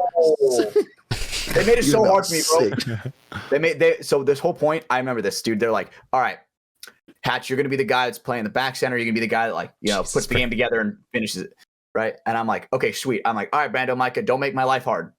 So fucking right out the back, I'm like, "Sweet." I'm like, "All right, sweet. No one's wide. I look right. Micah takes a fucking dinger to the back of the head, almost falls down like a fucking corpse. And then I'm like, then I look to my right even more. I see Brando catch a fucking gog, and I'm like, oh fuck, ball two, boys. That made my life. I'm like, Brando, why are you making it so goddamn hard for me? Now bro? I gotta fill out. I gotta do shit. God damn it, dude. That's just a death sentence to get the impact, bro. That's just a death sentence. He was so fucking pissed, and I'm sorry, like. Hey, Micah, he's a tall motherfucker compared to me, and he just stood right in front of me. He's running up the middle of the field. I'm running out to the Dorito side. Dude, it just ripped it. Bah, bah, bah. And I go, oh, fuck, sorry, Micah. And he like doubles over and finishes running up to the can in the center. And he's like, shot him in like the base of the like skull where the spine's coming in. Like, El Chapo, bro. 6 balls, just dot, dot, dot, dot, dot. And I get my bunker, and I'm laughing so hard. I can't shoot. I can't see right now. I gotta focus. I gotta come out of my. Dude, and I'm laughing as I roll out and I get hit, and I laugh my ass off. Laughed your ass off the field. Did he walk off when you shot him, or no? He was like walking in, like stumbling in. He's like, "Oh shit, dude!" And then all of a sudden, another fucking shot comes in from his ankle. Then he gets shot in his front. Yeah. So you concussed him? Okay. Oh, dude, so he said he got to his bunker and like, okay, I'm good. Pulled his gun up, shot, and he said he could hear Hatch like starting to talk, but all he heard was like the tinnitus set in. Jesus. Yeah, you got too close to that 500 kilogram bomb, bro. It'll happen. It was hilarious.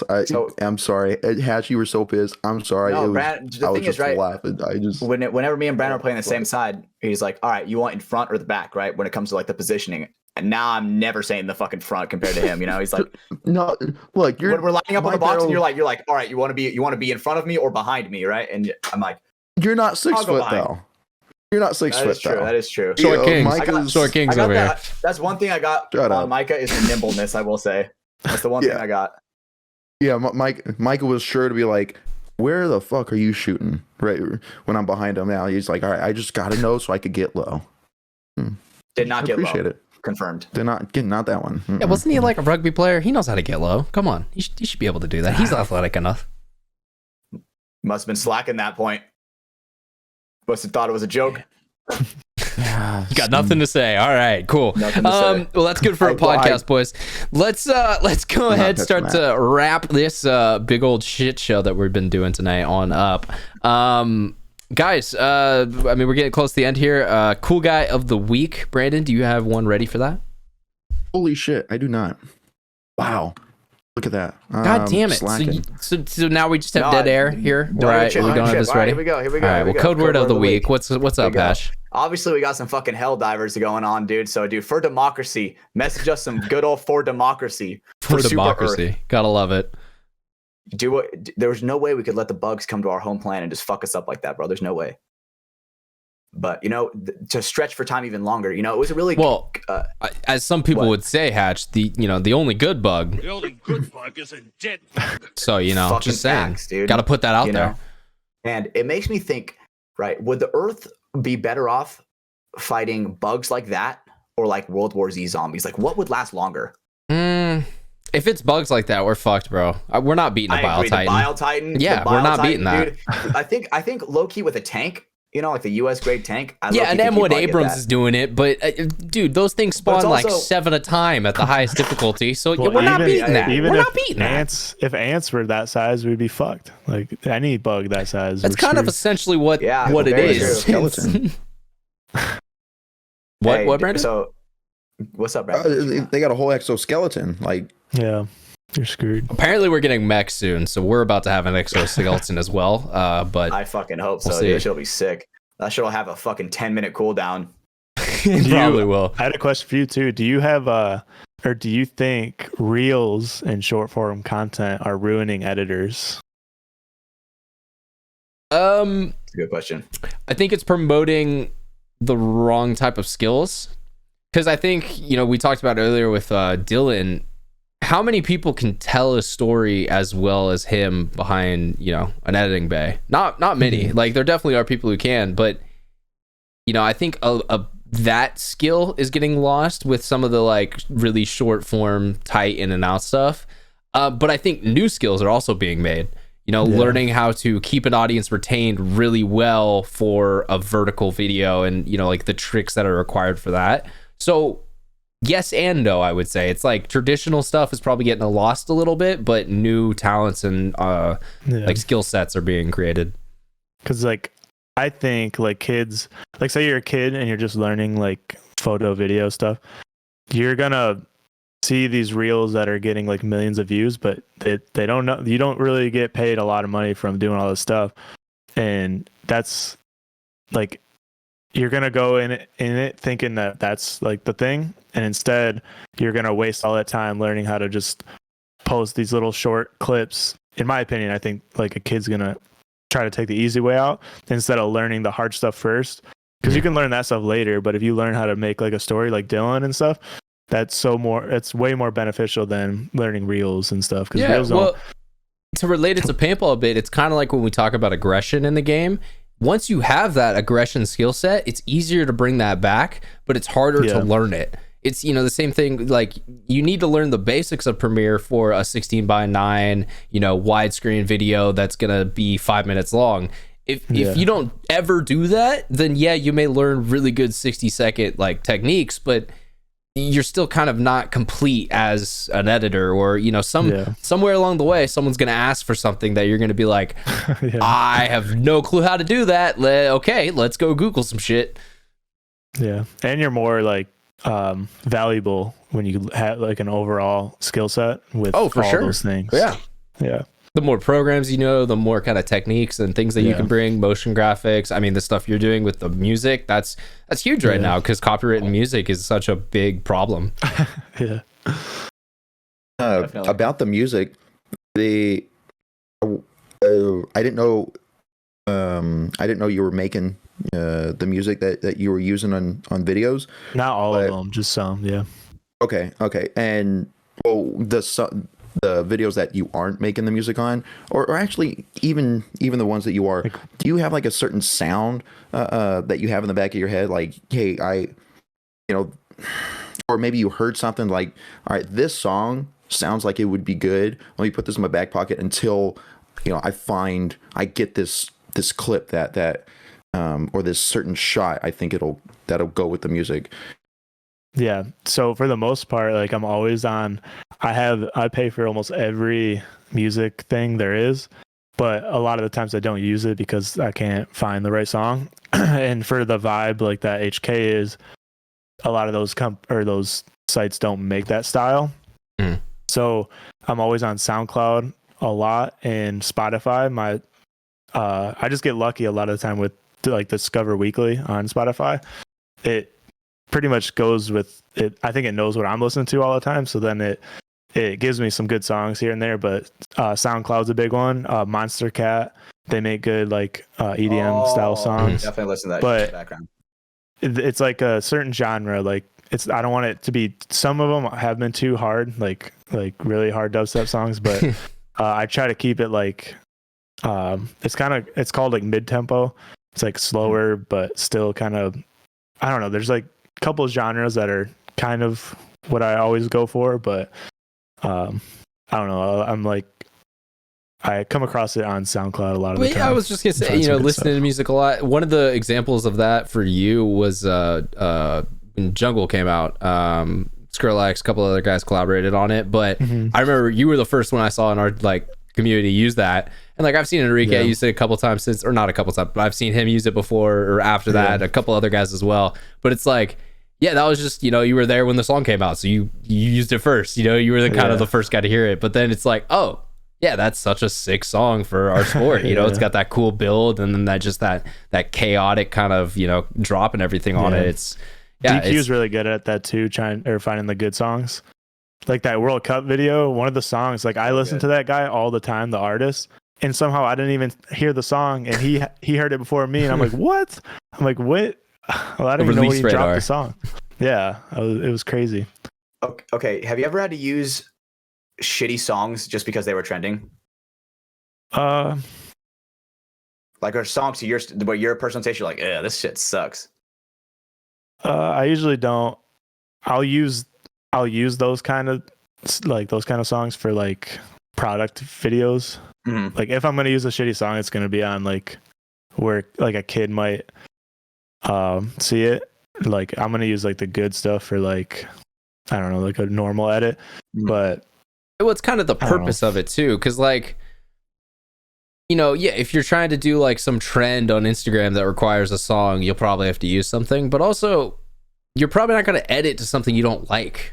Like, most of the stuff I do like. It's I was saying like HK, at least from the outside looking in, it seems like they're pretty good about being like, make stuff, Danny. Like, yeah, we need this. It needs to be this product, but you make it. We're not going to tell you, okay, it's this song that's got to be used for it because we cleared that with legal and all this shit. So that definitely helps too. You're able to kind of be like, I don't want to use any of this because it's just not worth it to me. I'm not seeing the picture for it. I don't want to throw any shots, but I mean, when me and Quitman were there together, his music taste was like, so like anytime he had some like music that he put in there, I'm like, I don't know about that one, but damn, bro. Damn. Poor Quizzy. Yeah, bro. I mean, he left for Airsoft, so you know what? He gets everything he deserves. Holy fuck! Just kidding. I can't say a single bad thing about Quitman. He was ahead of the curve. Well, and bro's done more than I could ever say to help me out with my career in the game. So I mean, he's. I mean, he killed it when he was in it. Not this one, just definitely not trying to talk shit about Quizzy. Definitely. Well, and he served his time. He definitly spent. I think he was just over time in this honestly. Game. I don't know. I still don't know. Like, I don't fully blame him. Why he? I think he was just done. Yeah. I mean, it happens to everyone. Cassidy, I mean, good for him. He eventually got out of that position, and now, dude, has not looked back, and I don't blame him either, because he's got a great opportunity with Cloud9 going on over there. Yeah. And that's one thing I will, like I'll give the HK is, like, everybody that's left, they fully support him. Like Quitman, they were fine with him leaving and stuff, and then same thing with Cassidy, Cassidy, and then even for me, like I don't plan on leaving, but Mark, like, he knows, like, if I make good enough music, he's like, so dude, I'm fully behind it. Like, if that takes off, good for you. Like, so they we'll make sure you got HK shit for all your sets. Like, no, it's dope. I mean, look, you don't have to like know Mark personally to kind of get that vibe from him. He's always been a guy who's about promoting paintball, and through HK Army or through Hostile Kids, his own team back in the day. Like, he's always been about putting the sport out there in new and unique ways. So yeah, I mean, shout out to Marky. True ambassador of the game. Not many people are on that level. For sure. Brandon, have we filled enough time for you to find a cool guy of the week? It's stretching for fucking ever. Whoa. Did you stop looking? You did. Oops. No, I got it. Okay. There we go. I sent that. I don't know if it's gonna. Interesting as fuck. It has to be a minute and 5 seconds. All right. What are you talking about? I'm so confused. Okay. You have to start at a minute and 5 because there's a lot of just bullshit. He's a minute and 5. Okay. A minute and 5 in. Pulling up web pages during the show. That looks like is my not... fucking Elden Ring character, bro. The fuck? Well, all right. So this is in some other country. Obviously. It's like a riot. Yeah, obviously. There's a riot or something going on. And maybe this guy dressed as a wizard guy. He's something that says his sign. The police don't like it, but they're getting stuck in this goddamn mud because they're too heavy, I guess, with all their armor. And the police keep grabbing his sign and throwing it, and he keeps walking over and grabbing the sign and planting it in the ground right in front of him. And the one that keeps throwing it gets stuck right in front of him. No way, and he pushes him down. Fuck you. He pushes him down. Fuck you. Damn. Well, I'm at 105. So is this where this? Okay, yeah, no, and he pushes him over. And he's stuck in the quicksand mud. So is that cool guy of the week? The guy who fights back to the police? Wizard guy is cool guy of the week. I'm pretty sure, no joke, I have those exact same robes on Elden Ring. I'm not even shitting you. Jesus. Looks like a fucking gnome. Your cool guy of the week is it's definitely an interesting segment that we do every single week on the show. And we did kind of brush over it earlier, but if you guys are new to the show, you checking it out because Danny is with us tonight. The code word of the week, let us know in either a comment section somewhere or a DM somewhere. You know, it just lets us know that you checked out the whole show. You stayed with us till the end. You know the secret code phrase that we said here at the end. So for democracy, spread it for super. I don't know, one of those two things. They both work. Let's bring this on home. Make sure you guys drop a rating if you're out there as well. That also helps support the show, whether you're on Apple Podcasts, Spotify, YouTube, all the things. YouTube, just drop a like. The other two, you can just leave a 5-star rating. That definitely helps us out. I was actually looking at all the ratings for all the paintball podcasts the other day. Guys, you guys are killing it. We are doing great compared to others. Keep it up though. The better those are, not just in our community, but also just in other podcasts. It'll push us up there and kind of get more people to see what's going on over here. So appreciate that. It's completely free to do. So just go do it real quick. Also subscribe. You can do that on the YouTube or hit follow on any of those other audio platforms. It's just going to be right there waiting for you when the show is live. So it'll be you'll be one of the first people to hear it, or whenever your leisure throughout the week. You can also listen to it then as well. We have the patreon.com/Mafia_Productions, because someone stole the original. So Mafia_Productions, head over there. We have all the bonus content, all the ad-free content, as well as access to the podcast the second that it comes out and is done being edited. For the rest of you people, you do have to wait a week, unfortunately. So this will be going out right as we're about to head into NXL Vegas. We're getting very excited for that. It's going to be an awesome time down there. If you are heading out to NXL Vegas, we will be doing a live show during the Thursday practice day. So come check us out, say what's up, come say hi to the boys and all the guests that we have who are going to be coming out for that. We're getting very excited for that show. Lastly, we have the merch. Go check it out at xxvitalabel.com. We have the Mafia Productions shirt, the From the Sideline shirt, and the Stabbers Don't Get Stabbed stuff. Go check it out. Look good in some new threads down in Vegas. And lastly, our sponsors. We got to get through all of them. Liquid IV. Head over to liquidiv.com. They've got all their great flavors, sugar-free, regular sugar flavors, whatever you need. They've got it over there. Brandon always loves his, golden cherry, lemon lime. He's been drinking recently. I know he's a strawberry man as well. He's got a lot of flavors that he enjoys. So go check that out. All of those are up on liquidiv.com. You can go pick yourself up one of the big bags. Stay nice and hydrated at the field. Use code Mafia_Mafia. Save yourself 20% in free shipping. It's better than getting it at Costco because you don't save money there. You could yell Mafia Mafia at the person, but they would probably be confused and tell you to leave the store. So don't do that. Go to liquidiv.com, use code Mafia Mafia, save yourself some money and get some free shipping.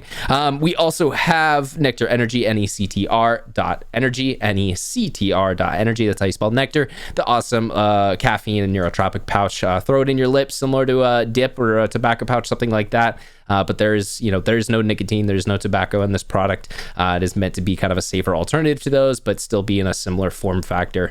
So go check it out. NECTR Energy, NECTR.energy. They've got all their great flavors, fresh mango, or iced mango, fresh mint. I always get those two confused. They have their atomic apple, berry blast. There's a spearmint one. They've got a ton of great options over there at nectar.energy. So go check that out. Use code MafiaProductions, all one word. And lastly, Welts. We got to talk about them. We can't forget them. Check out the 2024 apparel that is live over at their website, weltsclothing.com, and use code FTS. Save yourself some money over there when you're grabbing some new apparel options from them. All right, boys, that's it. I got through all the stuff I got to talk about. That is the end of episode 83 of From the Sidelines podcast. Danny, thank you for coming on, man. We appreciate it. It's been a blast. Thanks for having me, man. It was fun. Yeah, well, we're gonna see you down in Vegas. It's gonna be a fun time down there. You excited? I know you said you haven't been yet. So what are you looking forward to? I don't know. I don't drink or party, so it's gonna be a weird place to be. I'll tell you, as someone who lived there, there's still a lot else to do in Vegas that isn't just that. There's some awesome sights to see in a hotel room. So not seeing the city anyways. Well, perfect. For our other two hosts, Stephen Hatch and Brandon Brando Baird, my name is Ryan Mafia. Thank you to our special guest, Danny Lincoln. But guys, it is time to bring the show on home. That has been episode 83 of From the Sidelines. Hatch, take us on home. Bye. See you guys later.